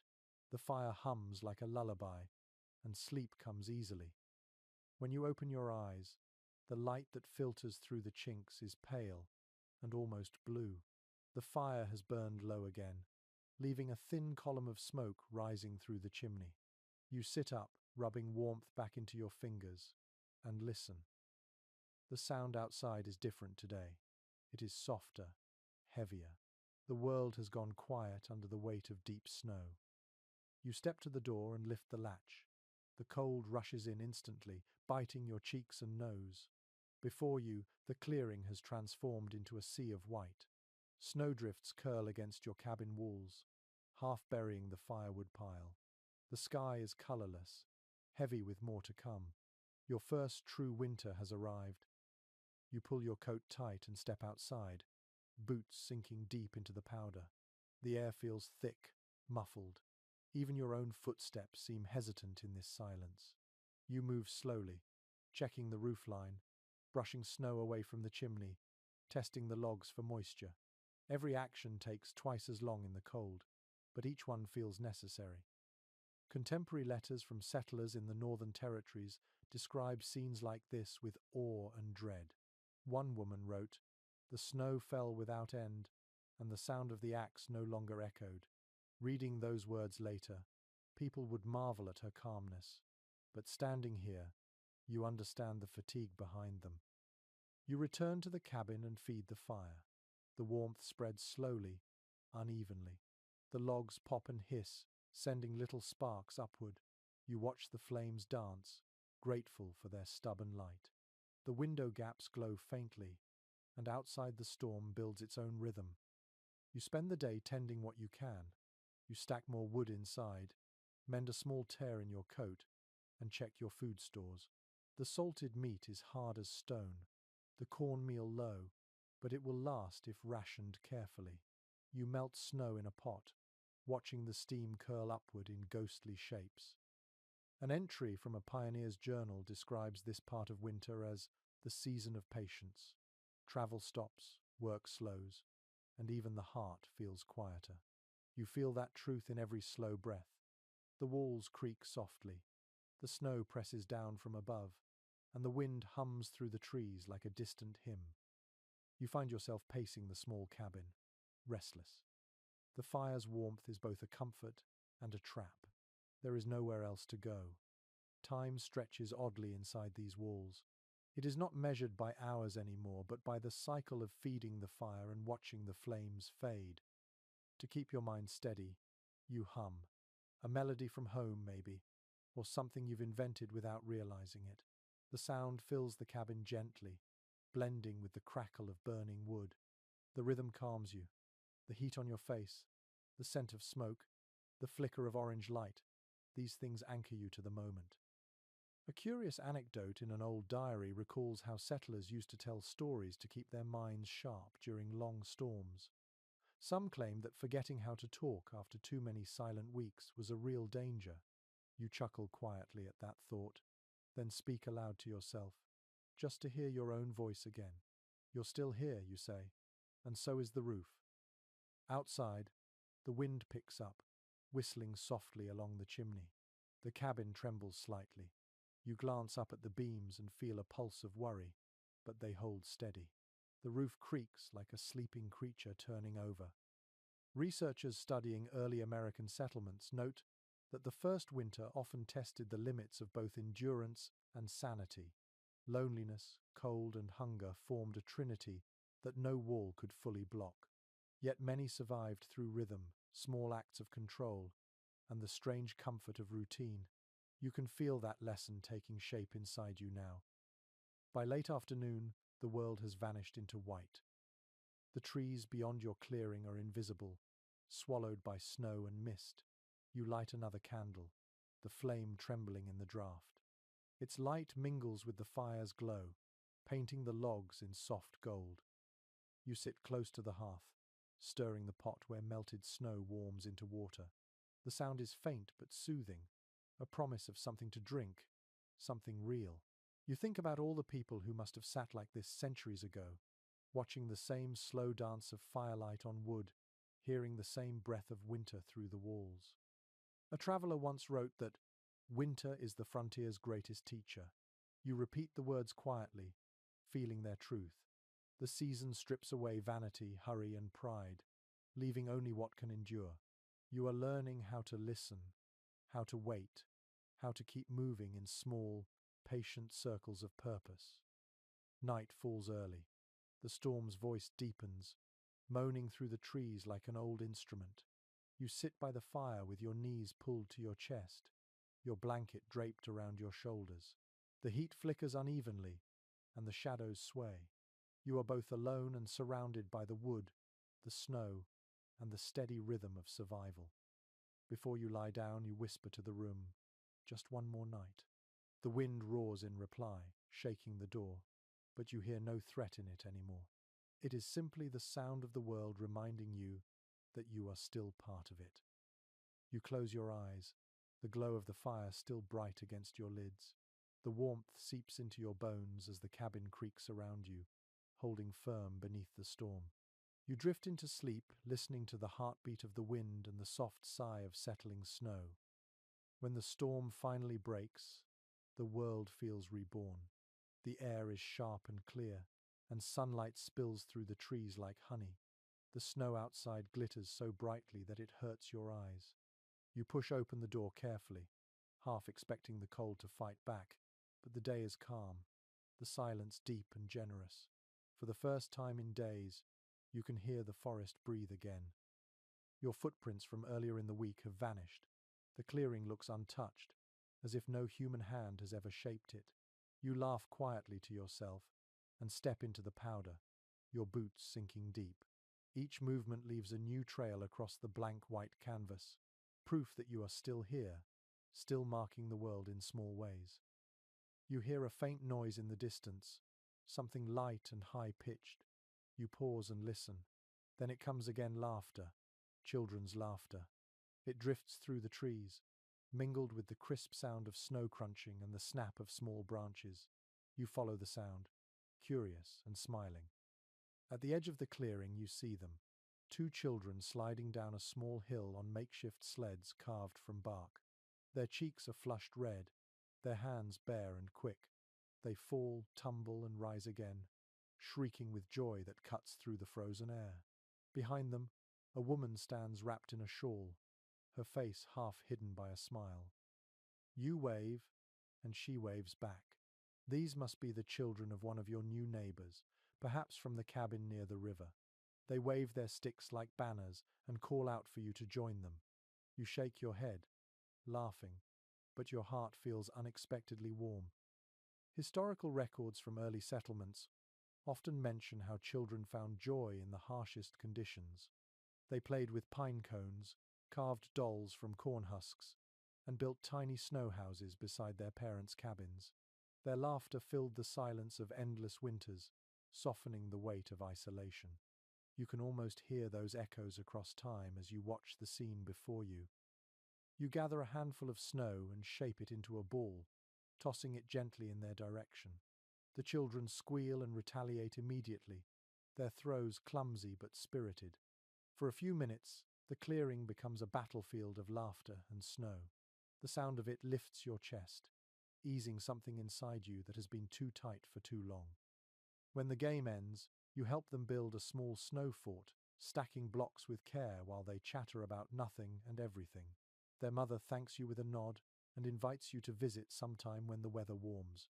You promise you will, and as they head back toward their home, the clearing feels brighter for their passing. You stand there for a long moment, letting the sunlight warm your face. You realize that this small burst of human joy has changed the feel of your land. It no longer feels like a battlefield between you and the wild. It feels shared, even blessed. A small note in an 1824 diary written by a frontier teacher said, "The laughter of children was the true measure of settlement." Reading that now, you can understand it completely. The wilderness was never truly conquered by axe or plow, but by the sound of play. You head back to your cabin and tend the fire, humming a simple tune the children were singing earlier. The rhythm stays in your mind as you work, cheerful and light. For the first time since autumn, you feel not only safe but content. You brew a thin soup of melted snow and dried vegetables. The scent fills the room, faint but pleasant. As you eat, you remember your own childhood. Different land, different time, but the same joy in simple things. Maybe the frontier has always been less about taming nature and more about remembering what matters when everything else is stripped away. As the day fades, the forest glows in soft amber light. You stand outside again, watching the shadows lengthen across the snow. Somewhere far off, you can hear the faint echo of a child's laughter once more. The sound carries through the trees, thin but steady. It feels like a promise that life will always find its way through the cold. Researchers who study early frontier families often note how children shaped resilience in the adults around them. Their games became a kind of emotional survival, proof that joy could coexist with hardship. Even now, as you stand in the fading light, you can feel the truth of that in your bones. The cold deepens as the sun sinks behind the trees. You return to your fire, the orange glow flickering across the walls. You imagine the children safe in their own cabin, huddled near a similar hearth, whispering about their day. The thought makes you smile. Before you sleep, you write a few lines on a scrap of bark with a piece of charcoal. Today the snow was kind, and laughter returned. You set it on the mantel beside the fire, unsure if you will keep it or burn it tomorrow. For now, it feels like the right thing to do to leave a small record of peace in a season made for struggle. Outside, the night sky sharpens with stars, and the snow glows faintly in their light.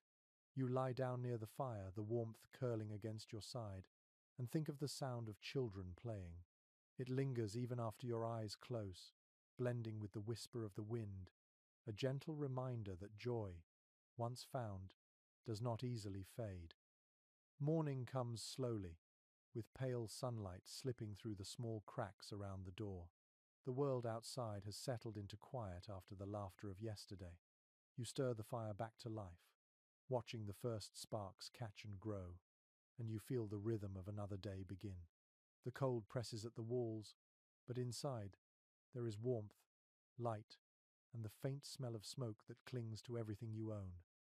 You sit for a moment beside the hearth, stretching your legs toward the glow, and let your thoughts wander. The silence feels heavier now. The children's voices are gone, the air too still. It is in these long pauses of winter that loneliness begins to creep in like a slow draft through an unsealed wall. You decide to take stock of your supplies. The shelves are sparse but orderly. A small sack of cornmeal, a few strips of salted pork, dried beans in a cloth bag, and the hard loaf you've been rationing. You count everything twice, the way settlers always did.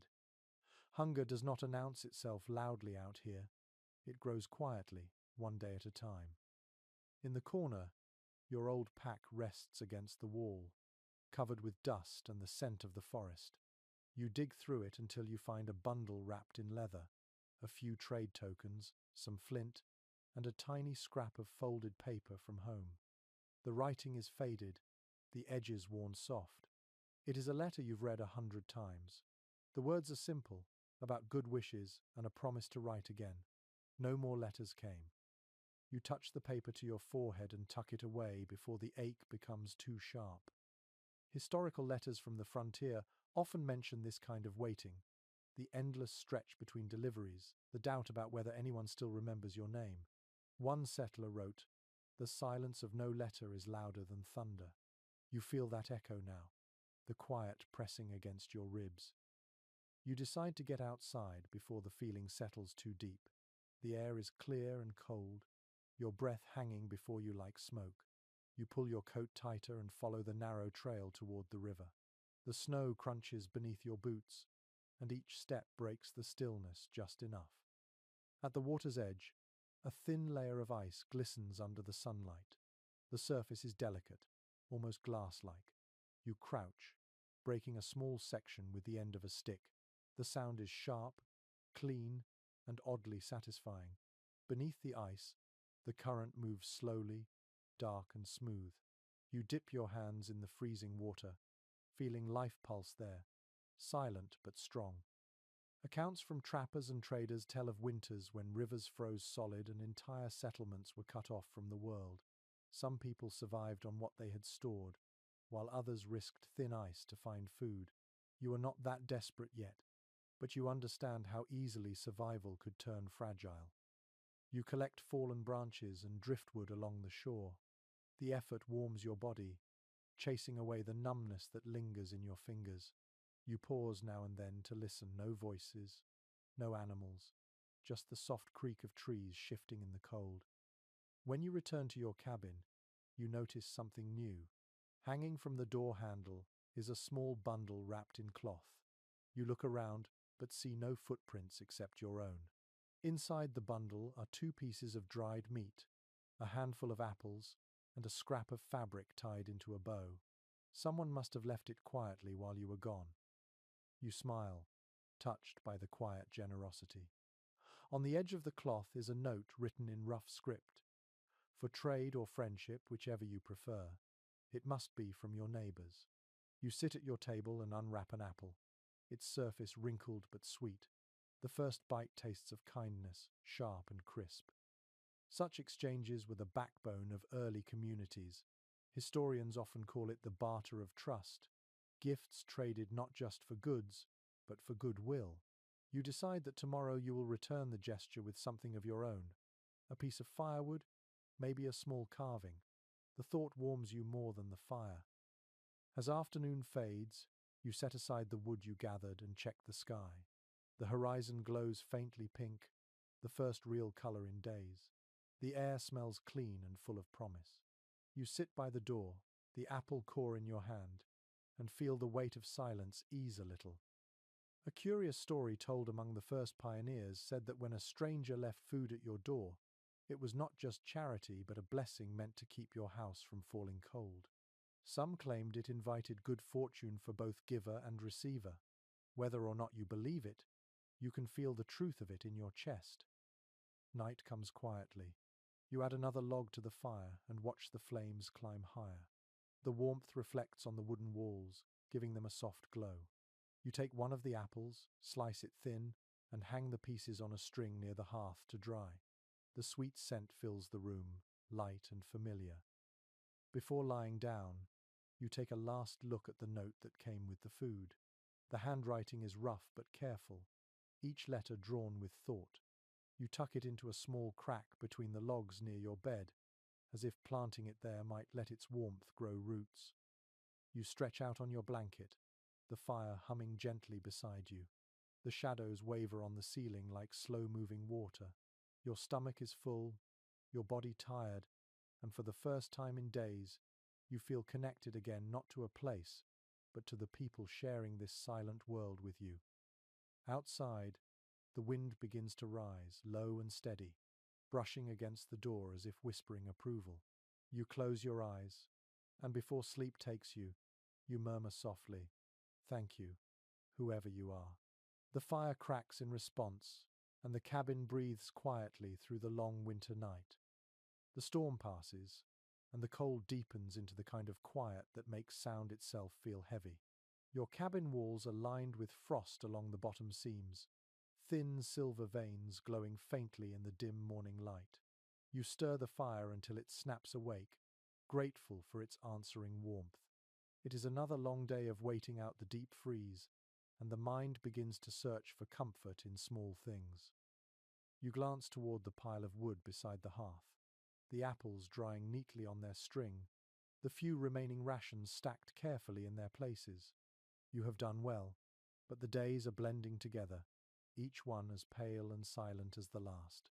The quiet presses close, so you decide to busy your hands before your thoughts turn restless. You take a scrap of cloth from your pack and begin stitching a small patch into your sleeve. The thread catches, the needle gleams in the light. The movement is slow, careful, and soothing.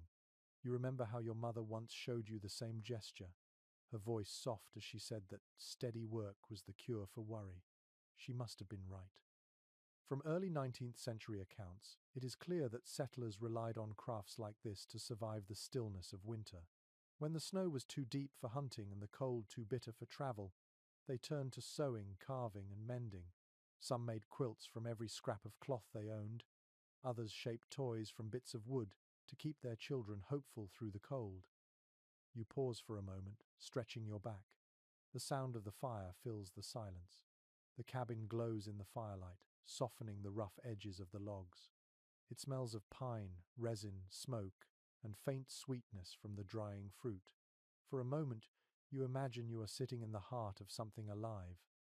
You take a few more stitches, smiling at how uneven they are. Perfection is a luxury out here. What matters is that the work holds. It is a small act of defiance, a statement that you will not let decay win.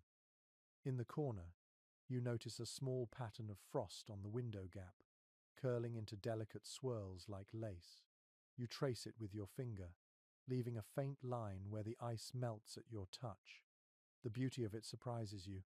Out here, even cold can create something lovely. A passage from an 1809 letter written by a settler's wife comes to mind.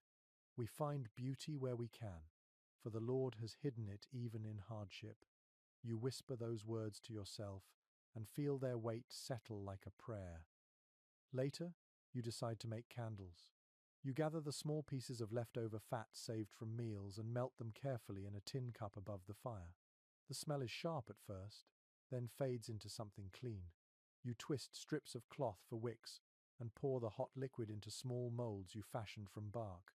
The wax hardens slowly, turning pale and smooth. Soon you have 3 new candles, uneven but proud little guardians against the night. Records from the frontier mention how candles were treasures in the cold season. A single flame meant hope, company, and sometimes even love letters written in the dim light of their glow. You think about that as you set one of your candles in the corner, lighting it with a stick from the fire. The gentle light fills the cabin with a quiet peace. You sit back, the warmth of the fire on your face and the soft glow of the candle beside you. You realize how human survival often depends not only on strength but on the ability to make light when darkness presses close. As you work, you begin humming again, the same small tune that carried you through the storm. It weaves through the room softly, mixing with the sound of the fire. You think of your neighbors, the children, the mysterious gift of apples at your door. The memory makes you smile. The world beyond your walls feels far away yet not unreachable. Scholars studying early frontier life sometimes note that the art of endurance was rarely dramatic. It was quiet and handmade, stitched in cloth, molded in wax, whispered in song. You glance at your patchwork sleeve, at your uneven candles, and feel that truth settle in your chest. Every small act becomes a declaration that life will continue, no matter how cold the wind outside. By late afternoon, the sun has slipped behind the trees. The light that remains filters through the window, cracks in thin golden lines. You sit by the fire, turning your candles in your hands, admiring how they catch the last of the glow. A detail from an old diary mentions that families often saved their last candle of winter for a celebration when the first bird's song was heard again. They called it the candle of Thor, a sign that the world was waking. You look at your 3 small candles and decide you will save one for that day. Night arrives quietly, the cold pressing against the cabin's sides. You light a second candle and place it near your bed, its flame trembling but steady. The air glows softly, painting the walls in shades of amber and gold. You lie back, listening to the faint murmur of the fire and the candle's soft hiss. Before sleep comes, you whisper to the flame, "Keep me warm, little light." The wick flutters as if answering. The shadows stretch long across the ceiling, swaying gently like branches in a calm wind. You close your eyes and let the stillness cradle you. Somewhere beyond the walls, the forest sighs, patient and waiting. The next morning greets you with a silence so deep that it hums in your ears. You lie still for a moment, listening. The fire has burned itself to pale ash, and the air inside the cabin feels brittle with cold. Your breath fogs faintly, rising in soft clouds that vanish near the roof. You know you must move quickly before the frost sinks into your bones. You throw open the door and step outside, boots crunching on snow that sparkles like crushed glass. The air is knife-sharp, cutting but clean. Then, from somewhere in the trees, you hear it a low growl, faint but unmistakable. You stop, scanning the forest edge. A shadow moves between the trunks, then disappears. You remember what you've heard from others in the settlement. Winter brings hunger to everything that breathes. Wolves prowl closer to smoke, bears dig shallow dens when the ground is too hard, and smaller animals creep toward cabins, drawn by the scent of salt and meat. You go back inside and close the door firmly. The sound fades, replaced by the soft creak of the walls. Still, your heart beats faster. You check your supplies, making sure nothing has been left outside to tempt scavengers. Everything looks in order, but you keep your axe near the fire anyway. Frontier accounts from the late 1700s often describe how wildlife tested the boundaries of human settlement each winter. In one story, a family in the Maine woods woke to find a bear paw pushing through their chimney. In another, wolves circled a cabin for 3 nights until the settlers lit a ring of torches around the walls. Reading such tales back in the comfort of civilization must have made them sound heroic. Living them, you realize, is something else entirely.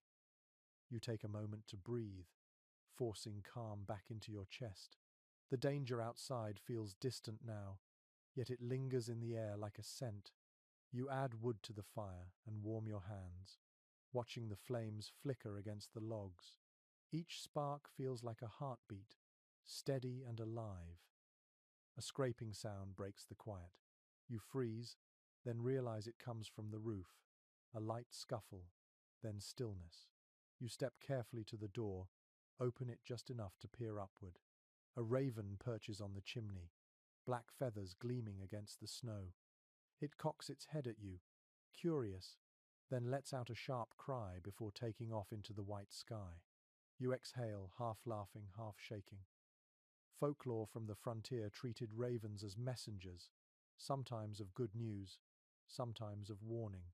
You decide to take it as the first. It feels better that way. Later in the day, when the sun reaches its low arc, you put on your coat and walk a little farther into the forest to gather wood. The snow comes up to your knees, and each movement sends a puff of powder flying. You spot tracks in the snow, tiny prints of rabbits, the delicate marks of a fox, and once a heavier trail that makes you pause.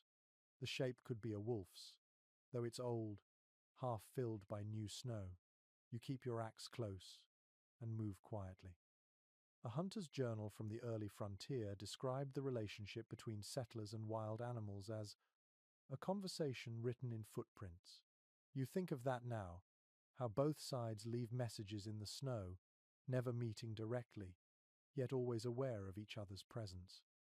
You gather what branches you can carry and return to your clearing. The cabin looks almost swallowed by snow, the roof blending with the drifts. Only the faint curl of smoke from the chimney marks it as human. It strikes you suddenly how fragile it all is, how small one cabin seems in the vastness of forest and sky. Yet it stands, and that is enough. Inside, the fire welcomes you with a hiss as you feed it fresh wood. The warmth rises quickly, fogging the edges of the window. You peel off your gloves and sit near the hearth, listening to the pop of sap in the logs. The sound feels alive, a companion in the solitude. Historians who study early survival often remark that fear was as much a part of the landscape as snow or trees.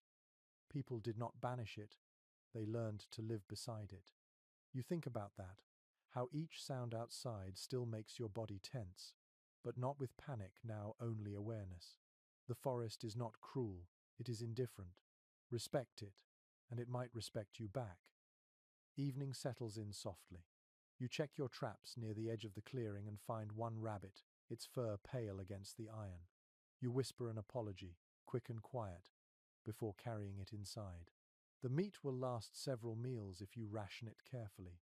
The small life becomes part of your survival, part of your story. As the night deepens, you sit before the fire with the door latched tight. The wind outside grows restless, shaking the branches. Somewhere far off, you hear a faint howl, long and mournful. It sends a chill up your spine, yet it sounds less like threat and more like a reminder. You are not the only creature enduring this winter. You watch the flames climb and fall, the light dancing across the rough logs of the walls. The cabin feels solid, protective, yet alive in its own way, creaking and sighing with the wind. You think again of the raven, of the hidden tracks in the snow, of the balance between wildness and human will. Before sleep, you whisper a quiet promise into the fire. I'll keep the light, you keep the dark. The logs shift in answer, glowing brighter for a moment. You lie back on your blanket, the sound of the wind outside fading into a low hum. The night stretches long, but inside the walls, warmth and fire hold steady, and you drift into dreams where snow falls without sound, and the forest watches, patient and eternal. When you wake, the light filtering through the door crack is faint and grey. The air inside the cabin feels heavier than usual, thick with the scent of smoke and damp wood. You sit up, your breath misting in the cold air, and listen. The forest outside has gone still again, too still. Winter has taken full hold of the land, and the silence carries its own kind of weight. You check the food stores and find what you already feared. The last strip of salted meat, a little cornmeal, a few dried apples. Enough for a few days, no more. Hunger is not a stranger, but now it sits closer, quiet and waiting. You know you will need to fish the river or trap more game before the next storm arrives. You pull on your coat and step into the freezing air. The cold cuts sharply through the wool, but you keep walking. Following the faint line of the river you can barely see beneath its frozen skin. Your boots crunch against the thin crust of snow, and each breath burns a little. The world around you glows faintly in the pale light, as if carved from glass. At the water's edge, you kneel and test the ice. It groans faintly under your weight, but holds. You chip a small hole with the back of your hatchet, careful and steady. The first few blows echo across the trees like distant drums. When the surface finally cracks, a dark circle of water appears, steaming faintly in the cold air. You lower a line made of string and bone, baited with a scrap of fat. Then you wait. The stillness is both peaceful and cruel. Minutes stretch into hours. You hear only the wind brushing the treetops and the faint creak of ice shifting beneath the river's skin. You think about all the other settlers who must have knelt by rivers like this, hoping the same hope that something living still moves beneath the frozen world. An old journal from 1806 describes ice fishing in winter as the prayer of patience. The writer claimed that even if no fish came, the act of waiting reminded him that life continued below, unseen but steady. You understand that now. The line trembles once, then goes still again. Finally, after what feels like an eternity, the string jerks in your hand. You pull hard, careful not to let it snap. A silver shape breaks the surface, thrashing weakly in the air. You laugh out loud, the sound echoing off the frozen banks. The fish gleams in the pale light, small but alive, its scales glinting like coins. You thank it quietly before ending its struggle. You make your way back to the cabin, your hands numb and your feet aching. The fish feels heavy in your pocket. Though it weighs almost nothing, it is proof that the river still gives. When you push open the door, the warmth inside hits you like an embrace. You stoke the fire and hang your catch above it, the smell of cooking filling the room. Frontier records often note that survival in deep winter depended less on skill than on restraint. People learned to stretch everything to use every bone, every drop of fat, every handful of flour. You watch the fish sizzle, and when you eat, you savor each bite as though it were a feast. The taste is faintly smoky, the texture soft and delicate. You chew slowly, feeling strength return to your limbs. After the meal, you sit quietly, staring into the fire. The warmth spreads through you, slow and steady. Outside, the wind rises again, brushing the roof with a faint sigh. The forest seems to exhale with you. A curious tradition from some river settlements comes to mind. The first fish caught in winter was sometimes shared symbolically, a gesture of gratitude to the water. People believed that giving back ensured future catches. You have no one nearby to share with, but you tear off a small piece and toss it into the flames. The fire flares bright, as if answering the offering. You take the rest of the bones and boil them in a pot for broth. The smell is gentle, almost sweet. It fills the cabin and clings to the wooden walls, turning hunger into memory. The steam fogs the air, softening the edges of everything. As the day fades, you step outside again. The sky glows faintly pink near the horizon, the kind of light that comes just before dusk. You hear the faint groan of ice shifting on the river, the whisper of wind through bare branches. The forest feels ancient, vast, and strangely kind for once. Scholars who study early frontier life often mention how people began to see the landscape as both adversary and ally. You can feel that duality clearly now. The cold hurts, yet it also sharpens your senses. The isolation tests you, but it also teaches focus. The same world that threatens to kill you is the one that feeds you. You walk back to the cabin, watching smoke curl upward from your chimney against the fading light. The sight fills you with a quiet pride. Inside, the fire glows warmly, the air rich with the scent of cooked fish and pine smoke. You hang your damp coat near the flames and sit down, letting the fatigue settle gently into your bones.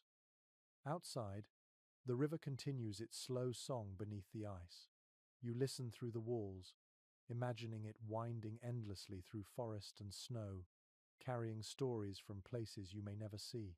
You whisper a soft thank you into the stillness and close your eyes. The night comes quietly, wrapping the world in cold and shadow. But inside, the warmth holds, the fire hums softly, and for the first time in days, you sleep without hunger gnawing at your dreams. The morning begins with the faint sound of dripping. You open your eyes slowly, unsure if it is real. Then you hear it again, soft and steady. The roof is shedding last night's frost. A rare hint of warmth has crept into the air, and a thin mist rises from the ground outside. You sit up and breathe in the scent of melting snow and smoke. The world feels alive again, if only for a moment. You eat the last of the broth from yesterday and step outside into a pale light that makes the trees shimmer. Your breath is still visible, but the cold no longer stings. The forest feels gentler, softer. You take a few steps toward the tree line and stop when you notice something unusual. There are footprints, not your own. They are smaller, lighter, moving from the edge of the woods toward your cabin. They pause near your woodpile, then turn back toward the trees. You kneel, tracing one with your glove. The toes point outward, the heel narrow, not animal, human. Your heart beats faster, though not from fear. You glance toward the horizon where the river winds between the trees, and you think of your neighbors, the family with the children, the quiet woman who left food at your door. Maybe they passed by early this morning. Maybe they came for help, or simply to see if you were still alive. You follow the trail for a short distance. The prints lead to a small clearing where the trees open wide around a half-buried fire pit. Beside it sits a woven basket filled with dried herbs and bark. You lift it carefully, inhaling the sharp scent of pine and sage. These are medicines, the kind you have seen before but never used. Someone has left them for you. Encounters like this filled the journals of early settlers. Travelers wrote about how native neighbors shared knowledge of the land, what to eat, how to cure fevers, when to read the sky for storms. Without that help, many would not have lived through their first winters. You think of those stories now as you cradle the basket in your hands. You walk back to the cabin and set the bundle beside the hearth. The herb scent fills the room as they warm by the fire. You recognize dried willow bark, good for pain, and crushed juniper, used to clean wounds. There are other leaves you cannot name, their edges curled and dark from the cold. You decide to brew a little into tea, curious about their strength. You heat a pot of water and sprinkle in a few leaves. The liquid turns pale gold and gives off a smell that reminds you of the forest floor after rain. You sip carefully. The taste is bitter but clean, grounding. Warmth spreads through your body slowly, as if the forest itself has reached inside to thaw you. A note falls from the bottom of the basket. The handwriting is uneven, drawn with charcoal on rough bark. The people before us drank this for strength. It helped when the cold was unkind. You trace the letters with your finger, touched by the simple generosity. Historians still debate how much of early pioneer survival came from indigenous knowledge. Some argue it was everything. Others claim settlers adapted on their own. The truth probably lies between the two, but as you drink the forest's medicine, the argument feels distant and unimportant. What matters is that kindness once again crossed the snow. You step outside later in the afternoon to look for more signs of whoever left the basket. The forest is quiet, yet you feel eyes watching, not in menace but in care. A breeze carries the faint scent of smoke from another fire far off, maybe from a camp hidden along the riverbank. You lift your hand in silent thanks, unsure if anyone sees. In an oral story passed down by tribes of the Great Lakes region, there is a belief that giving aid in winter binds lives together. To share medicine or warmth is to weave a thread of spirit that no storm can break. You think about that as you stand among the trees, the basket of herbs still warm in your memory. As the day fades, you gather more wood and return home. You take another sip of the tea, its warmth steady in your chest. The bitterness no longer bothers you. You place a few of the herbs in a small pouch, promising yourself to plant new ones when the thaw comes. You do not yet know how. but you will learn. The forest outside glows faintly with the last light of the day. You imagine the person who left the basket walking quietly through the snow, vanishing into the trees with the ease of someone who knows every shadow and sound. You wonder if they paused for a moment to look at your cabin, the small curl of smoke from your chimney, the proof that life endures here. By evening, the temperature drops again. You add another log to the fire and sit near it, feeling the day's calm settle over you. The air smells of pine, smoke, and the faint memory of herbs. Your body feels lighter, stronger, as if the forest has adopted you for another day. A traveler once wrote that kindness in the wilderness is rarer than firewood. You think about that line and decide it isn't always true. Sometimes the wild offers compassion in its own quiet ways. A hidden path, a basket of herbs, the taste of a bitter drink that makes your hands stop shaking. Before sleep, you step outside one last time. The sky is deep blue, stars scattered across it like frost. The snow glows faintly, and the air carries the scent of pine smoke from somewhere far away. You close your eyes and whisper, "Thank you, unseen friend." The wind stirs gently, brushing your face like a soft hand before fading back into stillness. Inside, the fire hums low and steady. You lie down, the faint taste of the tea still on your tongue, and let your eyes close. The forest watches in silence as you drift into dreams that smell of wood smoke, sage, and peace. The next morning, your first breath tastes of smoke and pine. The fire has burned low again, but the air in the cabin still carries its warmth. You sit up slowly, stretching stiff muscles, and listen. The wind has died, the world outside resting in that brief, fragile calm that follows heavy weather. You open the door, and light floods in. The forest looks renewed. The snow has settled in smooth waves, untouched and gleaming under the weak Sunday. You take a deep breath, the cold air biting at your lungs, and step outside. For the first time, you notice something you had not before, a faint column of smoke far to the east, rising from between the trees. You smile softly. That must be the neighbors again. The sight of smoke means life. You stand there for a while, watching how it twists and fades against the pale sky. It feels like a mirror of your own chimney, a quiet signal shared between strangers. Then you look at your cabin, its sturdy walls, the marks of your axe still visible, the roof lined with snow but holding strong. For weeks it has been just shelter, but now you see it as something else entirely, a beginning. In the early settlement records, there is mention of how isolated cabins gradually became small communities. It started with one, then two, then five, until the forest was dotted with smoke rising from distant roofs. People would visit when the weather allowed, sharing tools, stories, and seeds. From these gatherings came villages, and from villages came towns. You can almost see that future forming in your mind. You decide to walk toward the other smoke to see who else might be out this morning. The snow crunches beneath your boots, each step releasing a small sigh of air. The forest around you glows faintly gold in the early light. The sound of your own breathing keeps you company. After about half an hour, you see it a line of cabins, smaller than yours but standing close together beside a frozen stream. A man chopping wood near one of the cabins sees you and waves. He calls out a greeting, his voice cheerful and loud enough to echo off the trees. You lift your arm in return, feeling a smile spread across your face. Soon others step out to see who you are. The man introduces himself as Samuel, his beard flecked with frost and his hands rough from work. His wife, Maria, offers you a mug of something warm that smells faintly of berries. Their children dart between the cabins, bundled in coats far too large for them, their laughter filling the air. The sound warms you more than the drink.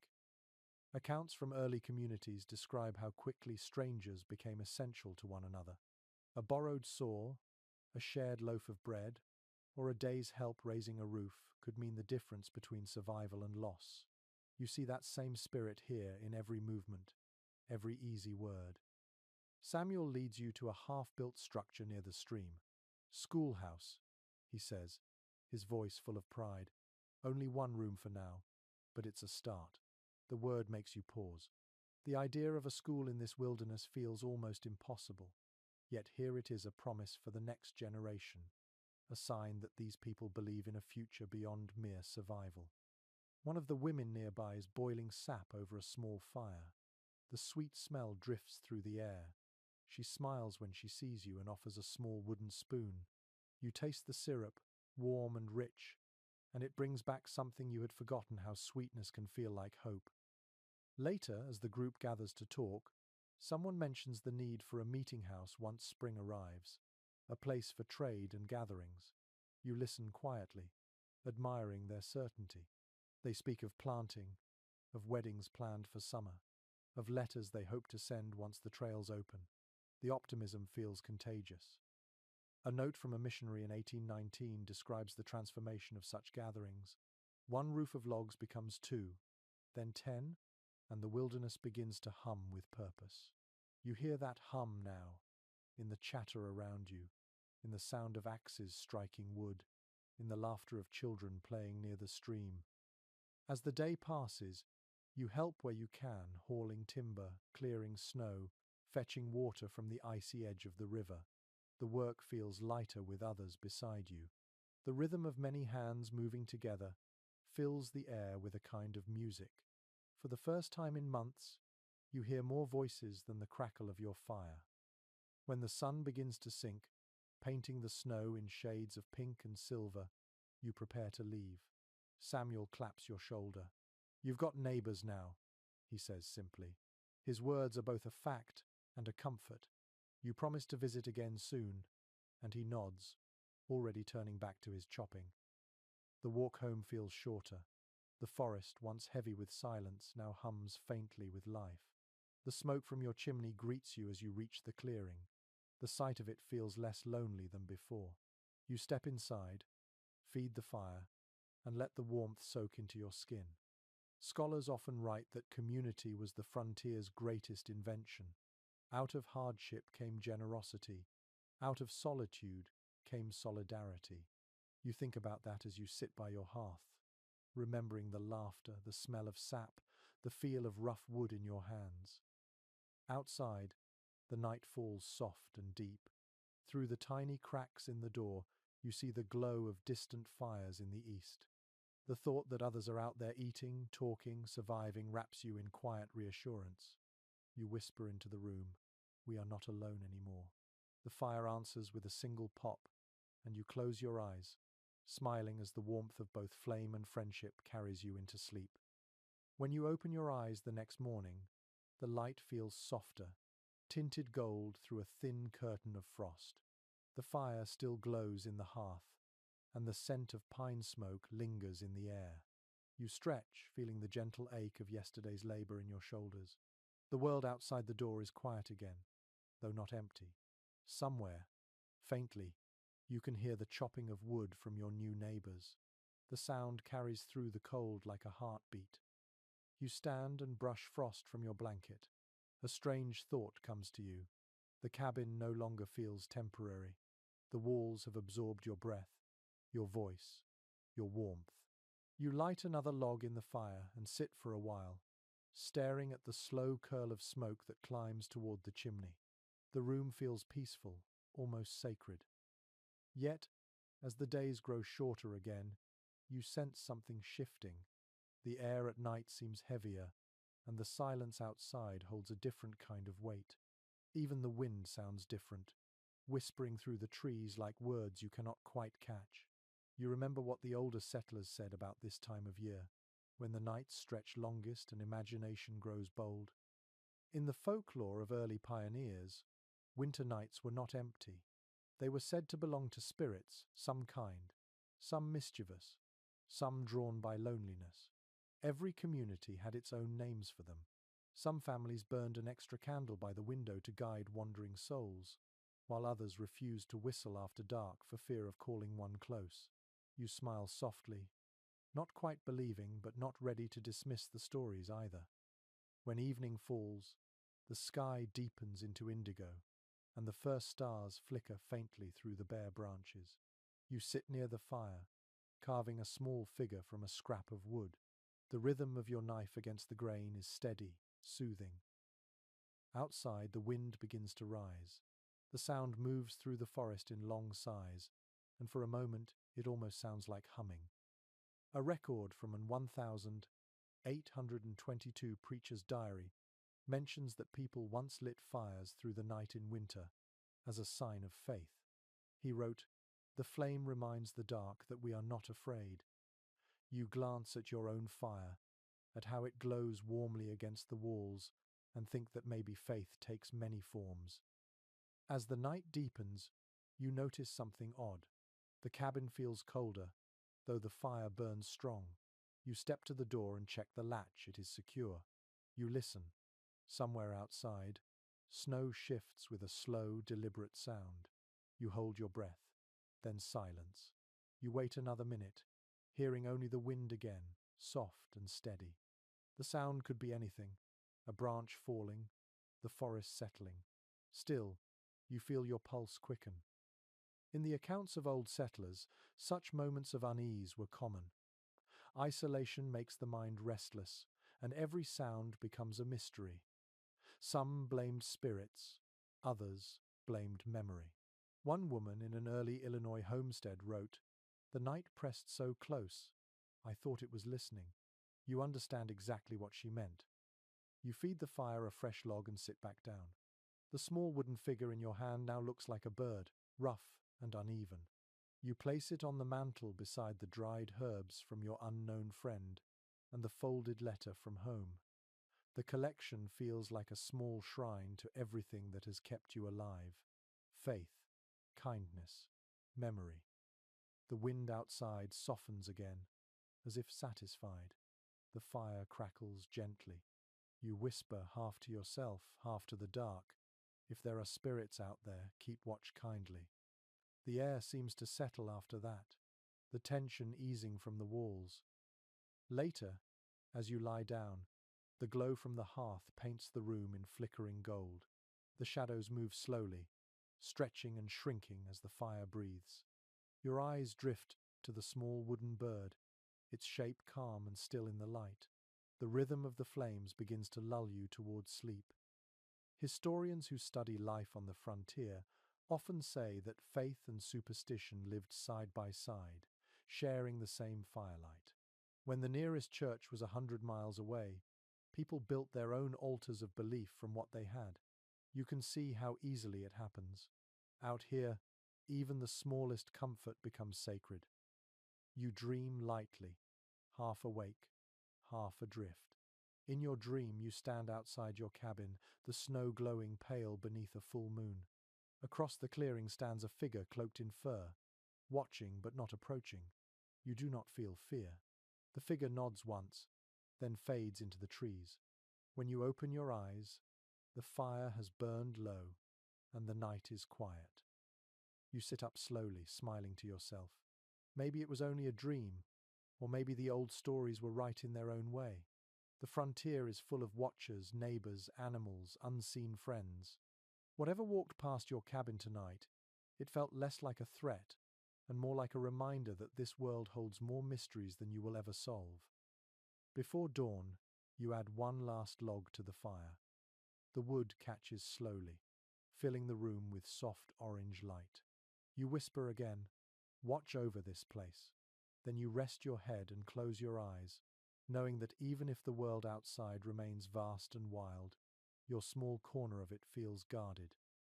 When the first light of morning slips through the cracks in your cabin wall, you already know something is wrong. Your breath feels heavy, your skin cold despite the fire still burning low. You sit up slowly, a dull ache spreading through your head. The air smells faintly sour, the kind of scent that comes when something in the body has turned against itself. You cough once, and it rattles deep in your chest. You pull the blanket tighter around your shoulders, but the shiver running through you does not stop. Your hands tremble slightly as you stir the fire back to life. For a moment, the world swims out of focus, the light bending strangely. You realize it now. You are sick. Illness is one of the oldest companions of winter. The journals of early settlers describe it in soft, careful words, as if speaking too loudly might invite it inside. Fever, lung sickness, chills that linger for days. The isolation made every cough sound louder. There were no doctors within reach, no herbs unless one knew the forest well, no medicine beyond what people learned from memory or hope. You move slowly, lighting one of your homemade candles. Its light feels softer than the fire, steadier. You sit by it, breathing carefully. The fever rises in waves. Each breath burns. You remember the basket of herbs from your unseen neighbor, the dried leaves tucked carefully beside the hearth. You reach for them now with shaking hands, selecting the willow bark and juniper. You crush them gently in a pot of boiling water, the scent filling the air sharp, bitter, alive. You sip the liquid slowly, grimacing at the taste, but it soothes your throat as it goes down. The warmth spreads through you, leaving a faint trail of calm in its wake. A traveller's account from 1798 tells of a family who survived an outbreak of fever using little more than bark tea and rest. The writer said, "We trusted the forest to remember what we forgot." You think about that as you drink again, wishing for the same mercy. The fever rises higher as the day goes on. You drift in and out of sleep, your thoughts scattered. The walls of the cabin blur at the edges, the sound of the fire growing distant. You see flashes of things, sunlight breaking through the roof, the river glimmering with ice, faces of people you know and some you never met. The line between dream and memory fades. You wake again in twilight. The candle burns low, its wax pooling on the table. Your body feels weaker, but the air in your lungs moves easier now. The herbs must be helping. You reach for your blanket and pull it close, whispering thanks into the dim air. In the distance, through the walls, you hear a faint knocking sound. It is rhythmic, steady. You try to stand, but your legs protest. The sound comes again, 3 knocks, then silence. You manage to reach the door and open it just a little. The cold air rushes in, biting your cheeks. No one stands outside. Only the wind moves, brushing past the doorframe like a ghost. You close the latch again, shaking your head. Maybe it was a dream. Fever plays tricks with the senses. Still, a small part of you imagines the spirits of the forest checking in, curious to see whether you will last another night. The thought is strangely comforting. A faded letter from a pioneer wife describes the same feeling. When illness came, we did not feel alone. The wind itself felt like prayer. You sit again by the fire, holding that image close. The sound of the flames becomes slower, more rhythmic, matching the pace of your breath. Outside, the wind grows stronger. Snow begins to fall again, heavy flakes tumbling against the windows. You feel the fever tugging at your consciousness, pulling you towards sleep. Before you give in, you add one more log to the fire and whisper, "Stay awake for me." You dream again. In this dream, you stand in your cabin doorway, looking out across the snow. A faint glow moves between the trees like candlelight drifting through the forest. You follow it, each step light and soundless. When you reach the river, the glow settles on the water, and for a moment, the ice looks like glass reflecting the stars. You kneel and touch it. The surface feels warm. You wake with a start, the fire still alive beside you. The air feels different now, warmer, easier to breathe. Your fever has broken. You laugh softly, surprised by the sound of your own voice. The sickness has passed, at least for now. Researchers who study early pioneer health often say that survival depended on timing as much as treatment. Those who lasted long enough for their fevers to break often lived to tell the tale. You think about that now, how thin the line is between endurance and loss. You sip the last of your herbal tea, your hands steadier this time. The taste, once bitter, feels almost sweet. You lean back against the wall, staring at the soft glow of the candle. The light flickers gently, and for the first time in days, you feel steady inside your own body. Outside, The wind dies down, and the night settles in calm. The forest seems to rest, its branches heavy with snow. You whisper, a quiet thank you to the unseen hands that guided you through this. Then you lie down, breathing evenly, the warmth of the fire wrapping around you like a blanket. Before sleep claims you, you glance once more at the herbs beside the hearth and the small wooden bird on the mantel. You think of the neighbor who left those gifts, and the strangers who once trusted the forest the same way. We trusted the forest, you murmur, and it remembered. The words linger softly in the room as your eyes close. The morning sun creeps gently through the cracks in the wall, painting thin lines of gold across the floorboards. You wake slowly, still weak, but peaceful. The fever has left your body, though a dull heaviness lingers in your limbs. The air feels different today, crisp, but not cruel. The wind outside moves softly, carrying with it the faint crackle of thawing branches. You sit up, wrapped in your blanket, and glance toward the fire. Only grey ash remains, though warmth still clings faintly to the stones. You stir it with a stick and breathe carefully, watching tiny sparks awaken and bloom. The first flame flickers, then catches, growing into a steady glow. For a moment, you simply sit and smile at it. You are alive. The cabin smells of herbs, smoke, and damp wool. You stand slowly, feeling the stiffness in your knees, and move toward the door. When you open it, the sunlight nearly blinds you. Outside, the snow sparkles like powdered glass, and your clearing lies calm beneath a pale blue sky. Your first thought is to check the roof and walls, to make sure the storm caused no damage. Everything seems solid. Then you walk toward the edge of the forest, where the shadows still cling to the snow. You pause there, listening. The forest sounds quieter than usual, subdued, as if holding its breath. Then faintly, you hear it the cry of a bird high above the trees. It echoes sharp and clear, the first sign of movement after days of stillness. You close your eyes and let the sound wash over you. There is something healing about that call, a reminder that life continues even in the heart of winter. The sound stirs something inside you, something that has been silent for too long. You return to the cabin and begin the slow process of rebuilding order. The fever left things scattered. The pot from your tea lies overturned, a pile of wood half frozen near the hearth.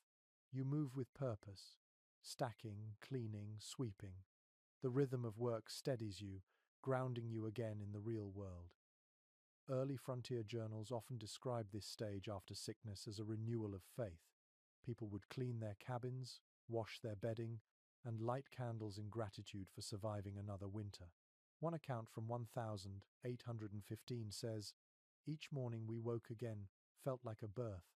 You feel that same sentiment now, standing in the light that filters through the smoke hole above. Once the chores are done, you step outside again. The air is crisp and quiet. In the distance, you see your neighbor's smoke rising faintly through the trees. It gives you comfort.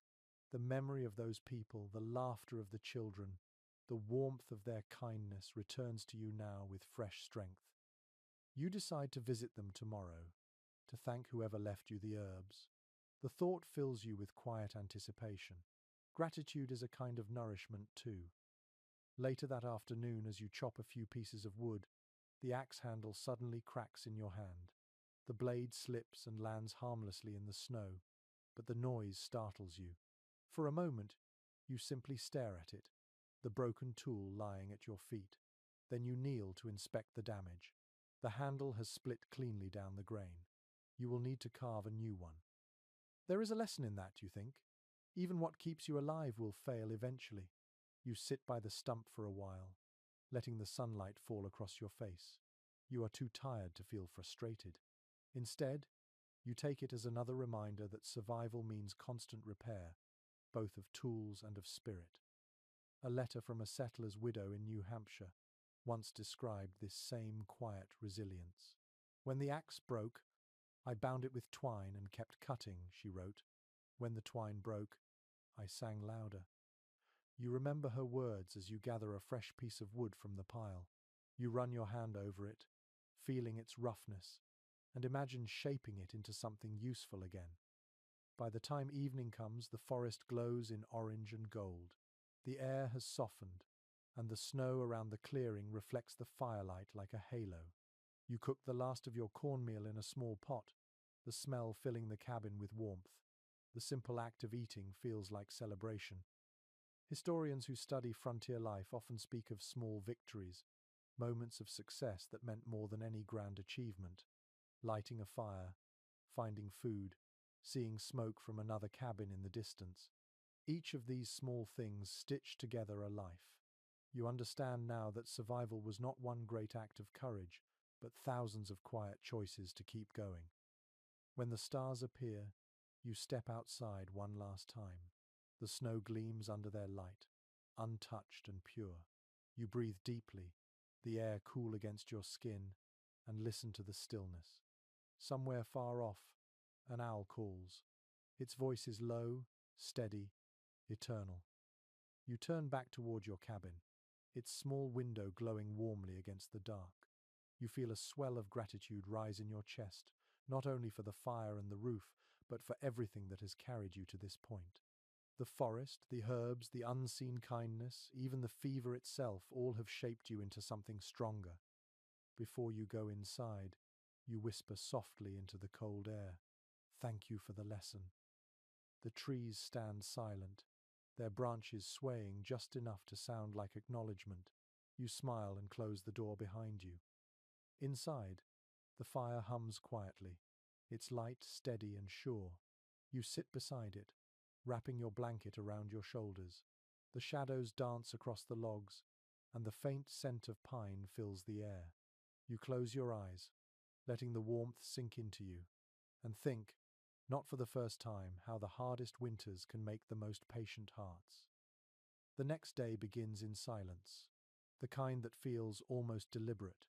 You open your eyes to the pale shimmer of light sliding across the floorboards. The air is cool but no longer biting. Outside, a thin mist rises from the snow, curling like breath from the earth itself. The worst of winter's anger has passed. What remains is its quiet aftermath. You push open the door and step outside. The snow crunches softly under your boots. The trees drip with melting ice, each drop catching the sunlight and flashing like glass.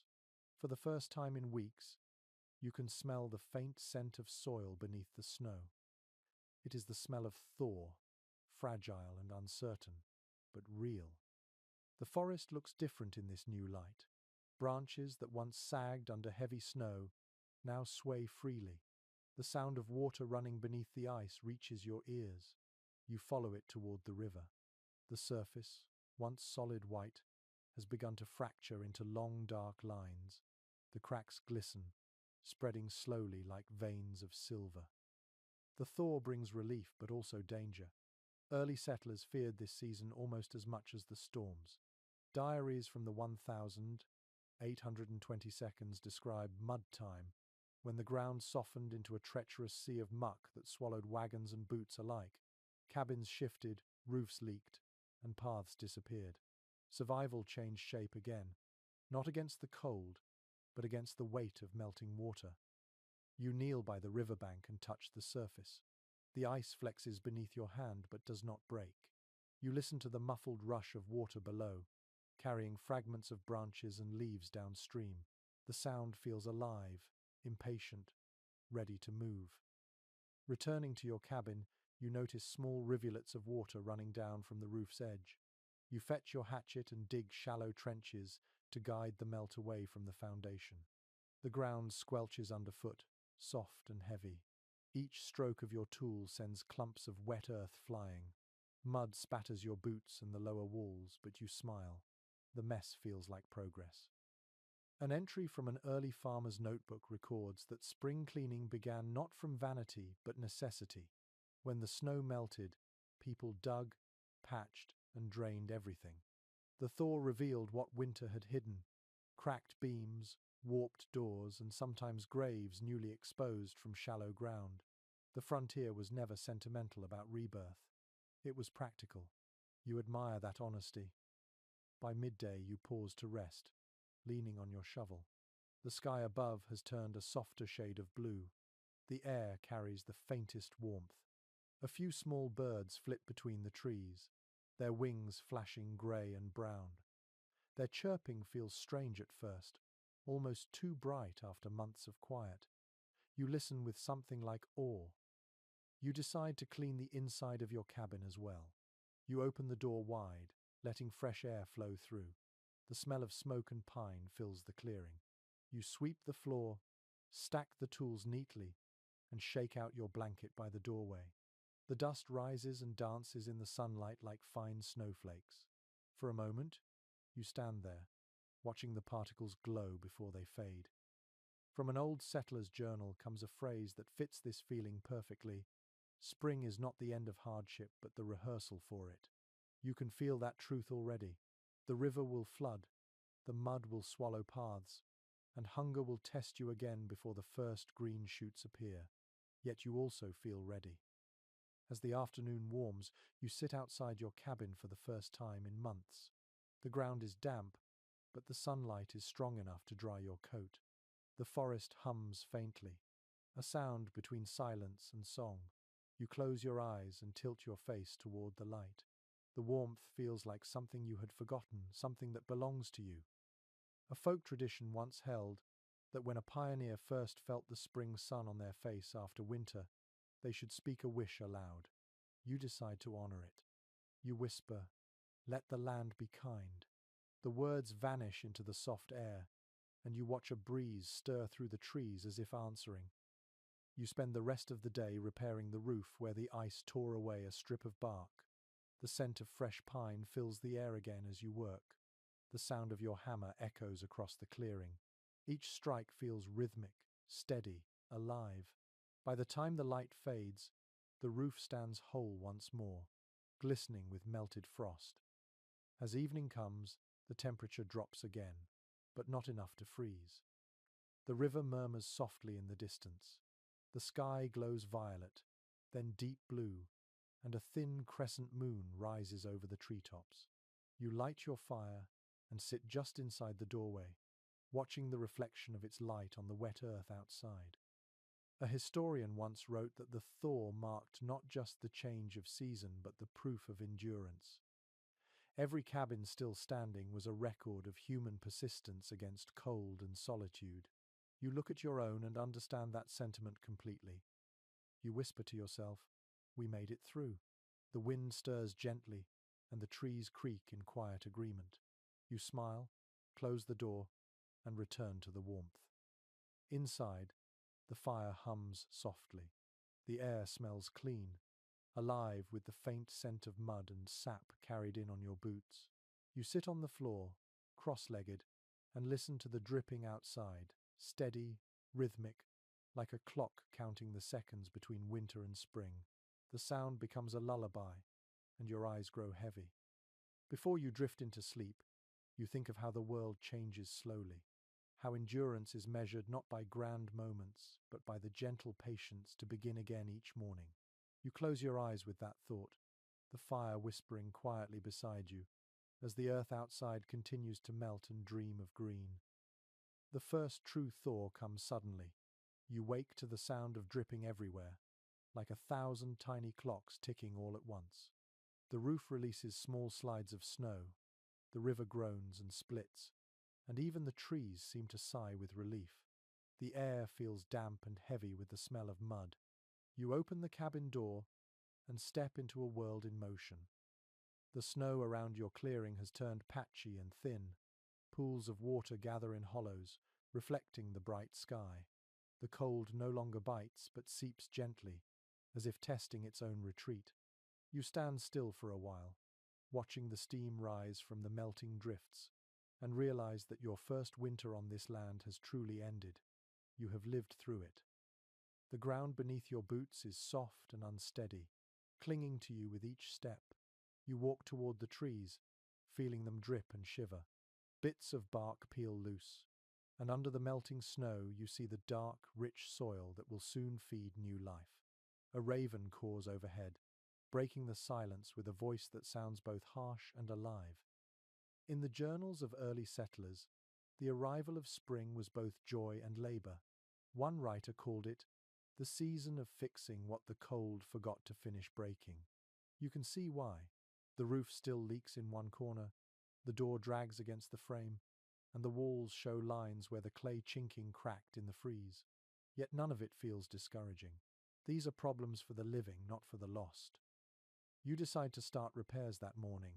You mix fresh clay with a little moss and press it into the gaps between the logs. The scent of wet earth fills the air, blending with the smell of thawing pine. You hum quietly as you work, and your breath no longer rises in visible clouds. By midday, the clearing becomes a small sea of mud. Your boots sink deep, each step releasing a soft squelch. You laugh at the sound. A month ago, you feared the cold would kill you. Now you are grateful just to be ankle deep in the living earth again. A faint sound drifts through the forest, the rhythmic creak of wagons. You pause, listening. The neighbors are moving again, the trails open enough to travel. You catch glimpses of distant shapes between the trees, people hauling supplies, leading oxen, calling out in short bursts of laughter. The season of work has returned, and the wilderness is waking. You remember reading once that the first frontier sawmills appeared not long after the first cabins stood. People wanted stronger walls, smoother boards, and roofs that would last.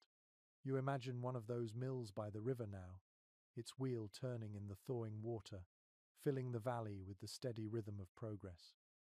By late afternoon, the clouds gather thick and grey. The air smells of rain. You finish patching the last section of wall and stand back to admire it. The cabin looks rough but proud, streaked with mud and marked by use. It has become a living thing, weathered and strong. You light a small fire inside and dry your hands. The rain begins soon after, soft at first, then heavy. It drums on the roof and hisses on the firewood stacked outside. The sound fills the cabin completely. You sit near the hearth, smiling at how different this rain feels from the storms of winter. Then, the water meant danger. Now, it means renewal. Records from frontier towns describe how the first spring rains washed away more than dirt. They washed away fear. One family wrote that they would sit quietly during the first storm, letting the sound of rain remind them that life was beginning again. You understand that sentiment as you listen now. A small stream of water seeps under the door, trickling across the floor. You grab a bucket and place it beneath the leak, laughing softly at the sound of the steady drip. Even imperfection feels gentle today. By evening, the rain slows to a mist. You step outside, breathing deeply. The air is thick with the smell of wet leaves and bark. The ground glistens under the faint light of dusk. The forest, dark and dripping, feels clean again. Every branch, every blade of grass carries a tiny droplet like a jewel. You pick up a handful of damp soil and squeeze it between your fingers. It is cold, but it feels alive. You think of the settlers who came before you, who must have done the same thing at this very moment of the year, checking the ground, dreaming of crops, imagining fields where now only trees grow. A passage from an old farming almanac comes to mind. Spring asks two questions. What will you plant? And what will you keep? You whisper the words to yourself. You know you will not plant much this first year, only what you can tend by hand, but you will keep this place. That much you are sure of. As night falls, fog curls around the cabin like soft breath. You light a candle and set it near the window. The flame glows faintly through the mist, a beacon for anyone still walking the trails in the dark. You watch the light flicker, thinking of those unseen travelers, and hope they find warmth somewhere tonight. Inside, the cabin smells of rain, clay, and smoke. The fire hums low, steady, and patient. You sit cross-legged near it, running your hand over the floorboards. Each groove and mark feels like a page of your story written in wood. You smile to yourself, realizing how far you've come. The rain starts again, soft and steady. You lie back on your blanket, listening to it drum against the roof. The sound is different from snow. It has rhythm, life, and promise. You close your eyes, letting it lull you towards sleep, and think of the world outside waking one drop at a time. When dawn comes, it carries a sound you have not heard in many months. Bird song. At first it is faint, a single note rising through the mist. Then another joins it, and another, until the forest hums with fragile melody. You sit up slowly, eyes adjusting to the pale gold light streaming through the cracks in the cabin wall. For the first time since autumn, the world feels awake. You open the door and step outside. The air smells of wet bark and new beginnings. The snow has nearly vanished, leaving the ground dark and glossy. Patches of green peek from the earth like small promises. The river runs freely now, its voice louder, fuller. You walk toward it, boots sinking slightly in the soft mud. The sound of rushing water feels like music, low and constant, wrapping the whole valley in its rhythm. You crouch near the riverbank, watching the current carry bits of ice away. Your reflection shimmers on the surface, blurred but recognizable. You have changed. Your beard is thicker, your face leaner, your eyes steadier. You look older, though not in a way that feels sad. The wilderness has carved something new into you, something calm. A line from a settler's journal drifts through your thoughts. Spring did not forgive us. It tested us again in gentler ways. You smile at that. The cold may be gone, but new work waits at every corner. The thaw has revealed fallen branches, cracked timbers, and patches of soggy earth that need tending. Survival continues, just wearing a softer face. You decide to build a small fence today, something to mark the edges of your clearing and keep wandering animals from your food stores. You gather branches, trimming and sharpening them with your hatchet. The smell of fresh wood fills the air. Birds flit nearby, curious, their wings flashing silver in the morning light. You drive the stakes into the soft soil, each thud sinking deep. The sound echoes between the trees, steady and sure. Sweat runs down your neck despite the cool breeze, but the labor feels good. There is a rhythm to it, a conversation between effort and earth. Records from early settlers mention that spring work often began with boundaries, fences, paths, or simple markers, not for ownership, but for comfort. To carve order into the wild was to remind the mind that it still belonged to something human. You understand that instinct completely. The small square of land you enclose feels like a heartbeat drawn into the ground. At midday, you rest beside the river, eating a few dried apples from your last supply. Their sweetness tastes brighter now, perhaps because hunger no longer sharpens every bite. The sound of the river lulls you. You lean back against a log, feeling sunlight warm your face. For a moment, you close your eyes and simply listen to the rush of water, the chirping of birds, the faint creak of the trees. Life hums quietly all around you. A memory surfaces. Your first days here, when silence was your only companion. Back then, every noise made you reach for your axe. Now, those same sounds feel like company. You smile at how your mind has changed, how fear has softened into awareness. By afternoon, clouds gather again, but not the grey masses of winter. These are softer, brighter, drifting lazily across the sky. A warm wind moves through the clearing, carrying the scent of earth and sap. You can almost taste the coming season. You decide to check your traps near the forest's edge. The snow there has melted into deep mud, and your boots sink with every step. Two of the traps are empty, but the third holds a rabbit, quick and healthy. You whisper, thanks, and end its struggle swiftly, the way you were taught. As you carry it home, you feel no guilt, only gratitude. In the writings of early frontier preachers, you once read a reflection that said, each life taken fed another, and in that exchange was sacred order. You think of that as you prepare the meat by your cabin, using every part you can. Nothing is wasted. The bones will strengthen the soil when the time for planting comes. As the sun lowers, your fence stands complete. It is uneven and rough, but solid. You run your hand along the wood, proud of its stubbornness. The wind rushes through it with a low hum, as if approving. The sight of it fills you with quiet satisfaction. You have taken another step toward belonging. Evening drifts in slowly. The sky turns soft pink, and the river glows with the fading light. You cook the rabbit over the fire, the scent rising into the air like a message to the forest. When you take the first bite, the flavor feels like more than food it tastes, of endurance, of months of hunger and hope converging into one simple, perfect meal. An old folk saying claimed that the first spring meal taken outdoors made the soul stronger. You eat slowly, watching the last of the sunlight slip behind the trees. The warmth of the fire and the steady rush of the river blend into one sound, gentle and familiar. As night settles, you lean against the cabin wall, staring up at the stars. The air feels different now, no longer hostile. The same forest that once threatened to bury you now feels like a guardian. You can sense the earth waking under your feet, restless with life that has waited for months. You whisper quietly, "It's starting again." The words drift into the night, carried by the wind toward the river, toward the dark silhouettes of trees. You close your eyes, listening to the rustle of branches and the soft crackle of the fire. The rhythm of the thaw fills your ears. You stay awake for a while, not out of fear but gratitude. The night no longer feels endless. It feels alive.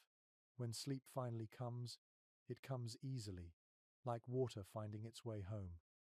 When you wake, sunlight is pouring through the doorway in a bright golden stream. The air carries a warmth that feels unfamiliar after so many months of frost. You step outside barefoot, the ground damp but soft beneath your feet. The smell of earth is thick and sweet.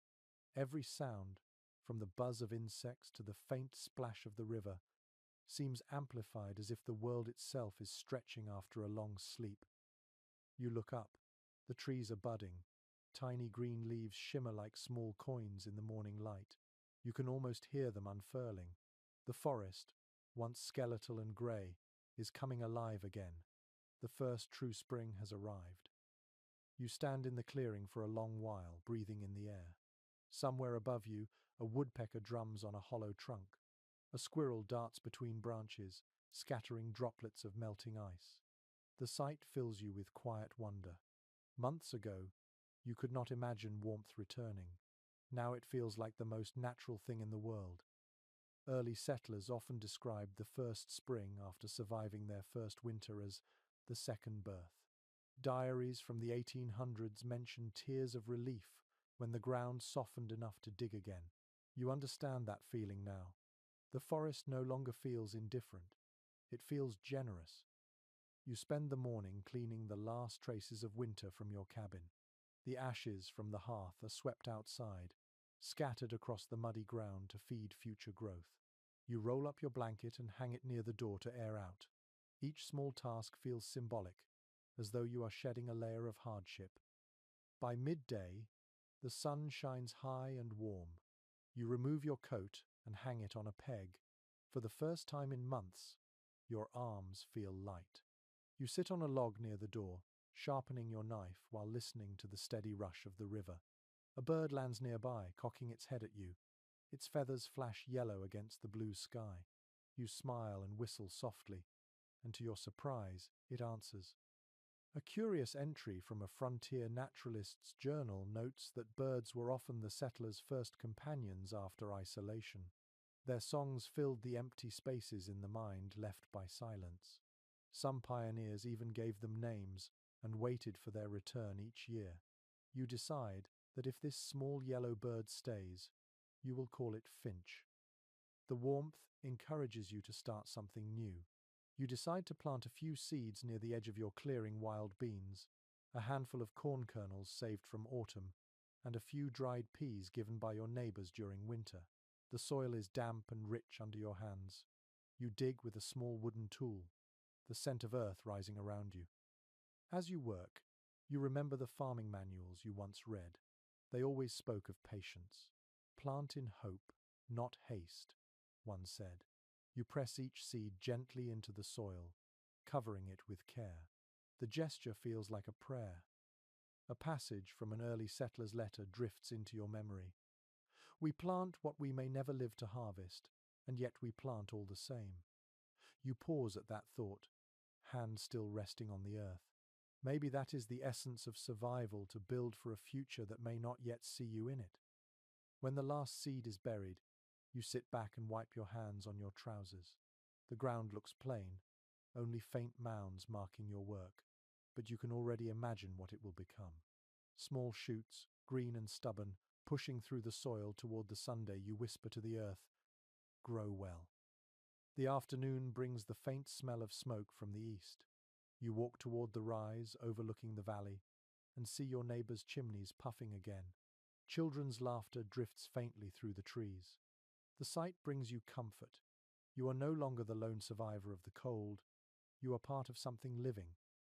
You walk back slowly, collecting a few sticks along the path for tonight's fire. The sky is streaked with soft white clouds. The air feels heavy with warmth and possibility. When you reach your cabin, the sunlight hits the walls in glowing ribbons. You run your fingers along the rough logs and smile. They have darkened from smoke and age, but still stand solid and strong. Inside, the cabin smells clean now: earth, wood, and faint sweetness from the herbs that hang near the fire. You light a small flame, not for heat this time, but for companionship. The smoke curls lazily upward, leaving thin trails that catch the sunlight. Historians often say that this season, when the thaw turned to planting, marked the moment settlers began to dream rather than merely endure. You can feel that shift inside yourself. Fear has given way to calm, exhaustion to rhythm. The cabin that once sheltered you from death now holds the shape of a life beginning to form. Evening comes gently, the sky glowing orange and violet. You step outside again, bare feet sinking into the damp ground. The air hums with insects. The forest smells green, alive, endless. You hear the river in the distance, a low whisper blending with the rustle of leaves. You sit by your small patch of earth, watching the last light fade. The seeds lie hidden beneath the soil, silent but full of promise. You think of how everything you have built, your walls, your fire, your roof, began the same way, as something buried in effort and hope. You whisper softly, "We begin again." The words drift into the dark like a vow. The first stars appear above the trees, shimmering faintly in the cool night. You stay there until the air cools and your eyelids grow heavy. Then you return to your cabin, where the fire glows quietly, waiting. You lie down with the scent of earth still on your hands. The sound of night birds fills the silence, their calls weaving through your dreams. Sleep comes easily, gentle and deep, carrying you forward into the bright season that is only just beginning. The next morning greets you with light so bright it spills across your floor like water. You blink against it, stretching, the sound of birdsong drifting through the open cracks in the wall. The air feels soft, almost playful. You can hear the steady hum of insects outside, the chatter of the river, and somewhere far off, a child's laughter carried by the breeze. The world that was once frozen solid now sings with motion. You stand, push open the door, and breathe deeply. The smell of new grass mixes with the fading memory of snow. The sky is vast and blue, streaked with thin white clouds drifting lazily. The forest has turned from grey to green in a matter of days. You feel the change not just in the air, but in your chest, like a weight lifting. Your small garden plot looks the same as yesterday, just a patch of dark earth, but you kneel beside it anyway. You touch the soil, still cool but softer now. For a moment, you think you see the faintest hint of something pushing upward, though it may only be wishful thinking. Still, you smile. Hope is a seed too. You decide to visit your neighbors. It has been several weeks since you last saw them, and the thaw has made the paths easier to travel. You pack a small bundle of gifts: a carved wooden bird for the children, a few candles from the last batch you made, and one of your dried herbs as thanks for the basket that once saved your life. The trail through the forest feels different now. Sunlight filters through new leaves, dappling the path with moving gold. The ground squishes beneath your boots, soft but steady. Birds swoop overhead, and a pair of rabbits dart across your way before vanishing into the underbrush. The sound of running water grows louder as you approach the small cluster of cabins by the river. The settlement is livelier than you remember. Smoke rises from chimneys, and people move between the cabins carrying baskets, tools, and buckets. Children chase one another through puddles, splashing mud onto their clothes. You hear laughter everywhere, and the sound makes your chest ache with something like joy. Samuel spots you first, waving with a grin. "Thought we lost you to the snow," he calls, his voice cheerful. You laugh, shaking his hand firmly. "Almost," you answer. "But the fire held." He nods approvingly and gestures toward the others. Maria comes out carrying a loaf of bread still warm from the oven, its crust dark and fragrant. You sit with them by the riverbank, sharing stories as you eat. The bread tastes like sunlight, soft and full of life. You pass your small gifts to them, embarrassed at their simplicity, but Maria smiles and sets one of your candles on the table at once. "We'll light it tonight," she says softly.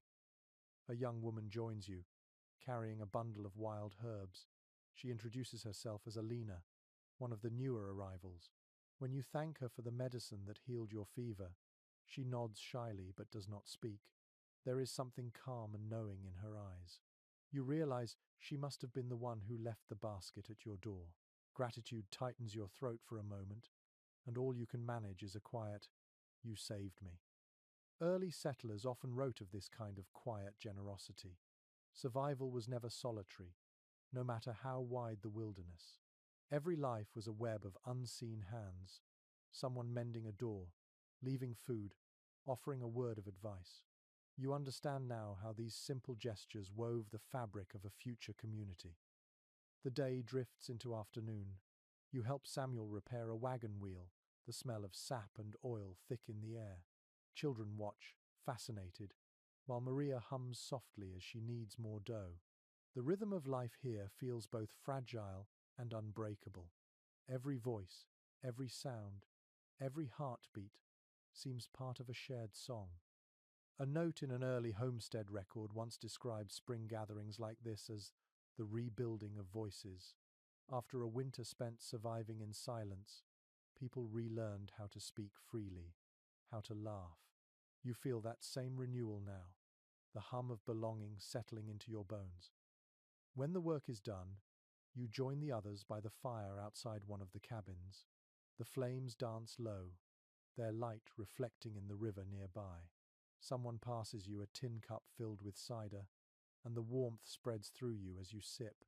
A few of the older settlers tell stories, some true, some clearly embellished. One man swears he saw a bear steal a pot of honey and walk upright into the woods. Laughter ripples through the group. As the stars appear, Maria lights your candle and places it on a flat stone beside the fire. Its small flame glows steady, flickering gently in the night breeze. The others grow quiet, watching it. There is something sacred about that moment, one small light, born from survival, now shared among friends. You sit in silence, feeling the warmth of the fire on your hands and the cool of the night on your back. The river murmurs nearby, steady as a heartbeat. The candle burns low, but its glow remains strong.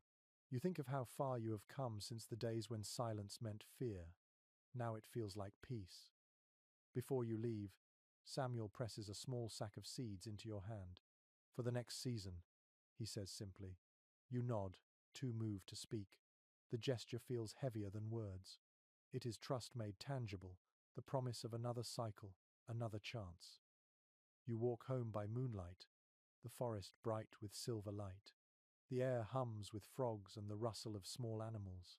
When you reach your clearing, your cabin stands quiet, its roof gleaming faintly under the stars. You light a new fire and place your candle beside it, letting its last glow mix with the flames. You sit for a long while, watching the two lights dance together. Your world feels larger tonight, connected by threads of warmth that stretch through the dark woods to other fires, other hearts. You whisper softly, "We are no longer alone." Then you let the sound of the night carry your words away. Sleep comes gently, and this time you dream not of storms but of open fields, full of light and song.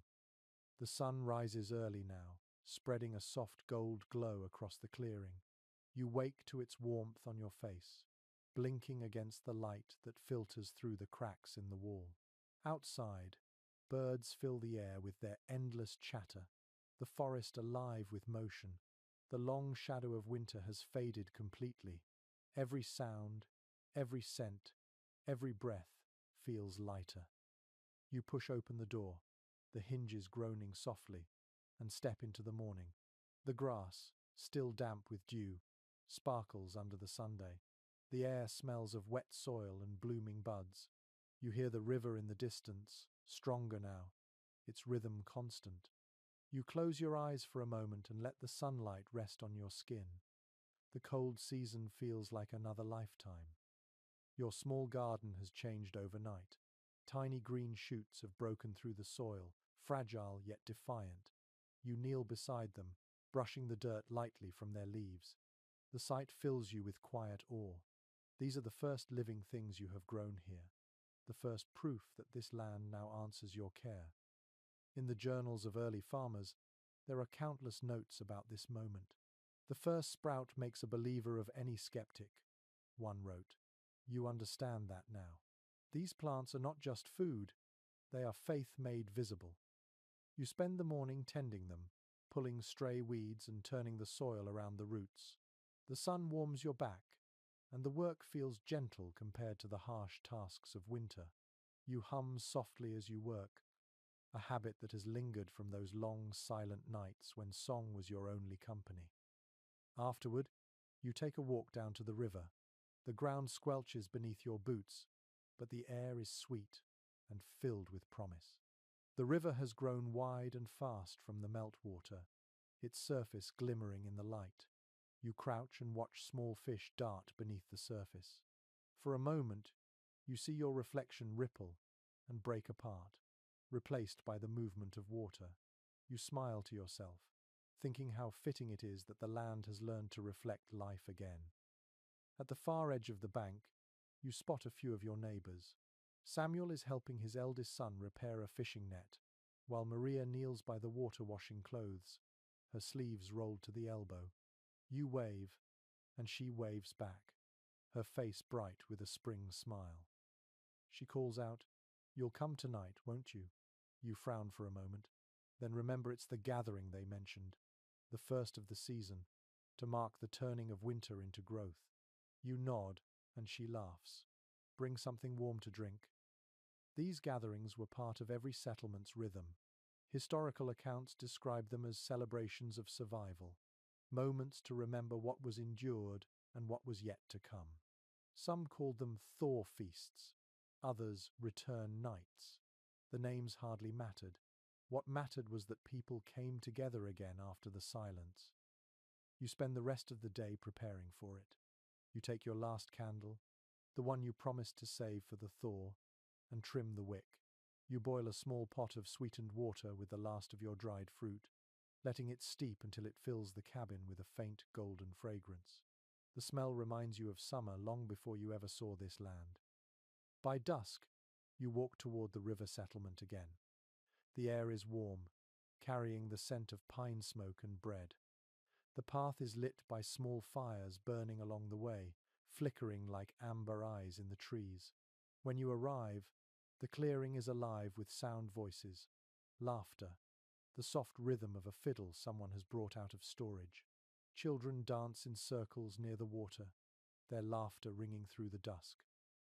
You sit with Samuel and Maria near the central fire. A pot of stew bubbles gently beside the flames. The warmth from the fire touches your face, and you feel an ache of contentment. The neighbors pass around bowls, mugs, and stories.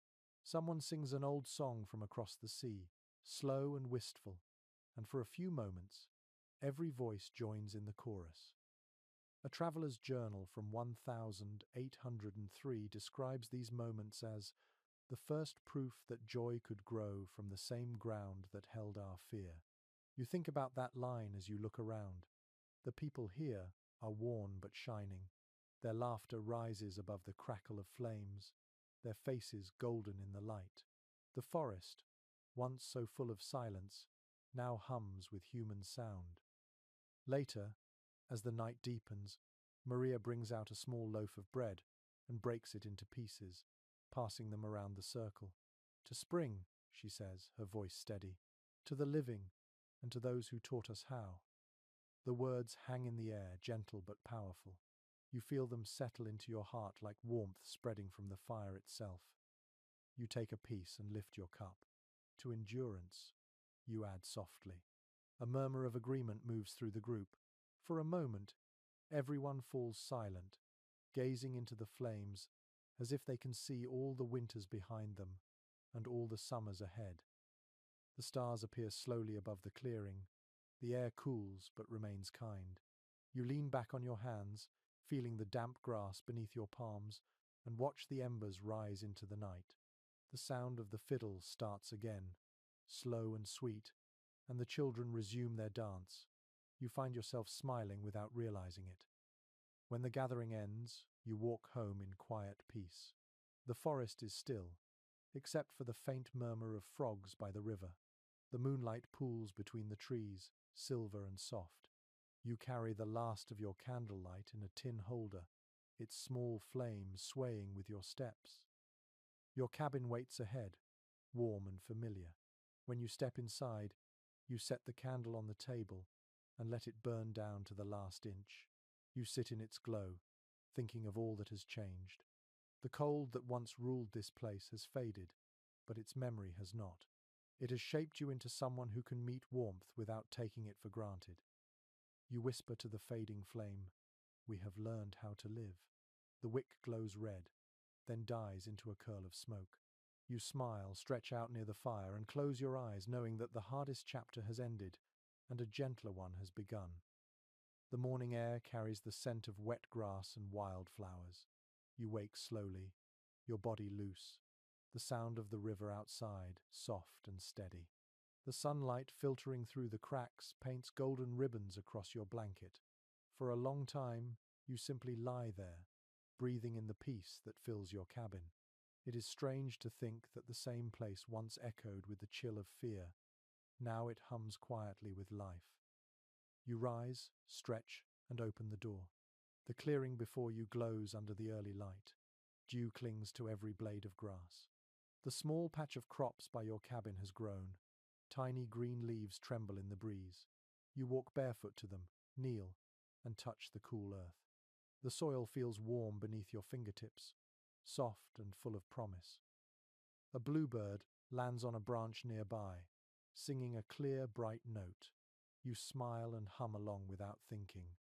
The tune feels like a memory from another life, though you cannot recall where you first heard it. The bird hops closer, bold and curious. You whisper, "Stay as long as you like." You look around the clearing and see how much has changed. The fence stands firm, weathered but solid. The chimney leans slightly but still sends up a steady curl of smoke. The logs of the cabin are darkened by sun and rain, but they gleam faintly in the morning light. You built this. You made a home where there was once only cold and emptiness. Frontier records often describe this moment of stillness, the pause between survival and the next challenge. "We had learned to breathe again," one settler wrote. You feel that truth as the air moves gently through your hair. The wind carries warmth instead of threat. After breakfast, you walk down to the river to fetch water. The surface shimmers, and small fish flash beneath it. You cup your hands and drink, the water cold and sweet. Across the bank, the trees sway slowly, their leaves whispering together like a conversation you are almost able to understand. You notice that your reflection looks different now. The fear that once clung to your face has faded. What remains is something quieter, steadier. The river has seen you in every season, building, freezing, fighting, resting, and still it runs beside you. In an old letter written by a settler to her sister back east, she said, "The land taught us patience, and in return it forgave us." You feel that forgiveness now, in the gentle bend of the trees, in the softness of the soil beneath your feet. You no longer fight this place. You move with it. When you return to the cabin, the smell of wood smoke greets you. You sit by the door with your back against the wall, watching the sunlight climb higher. The forest hums faintly in the distance, frogs, birds, and the buzz of insects blending into one song. The stillness no longer feels like solitude. It feels like belonging. You think of your neighbors by the river, their laughter still echoing faintly from last night. You think of Alina's quiet kindness, of Samuel's easy strength, of Maria's smile as she passed you bread. These people are the threads that now tie you to this land. You are not just surviving beside them, you are part of something that will grow long after your hands are gone from the soil. Scholars writing about early America often say that community was the first real crop ever planted here.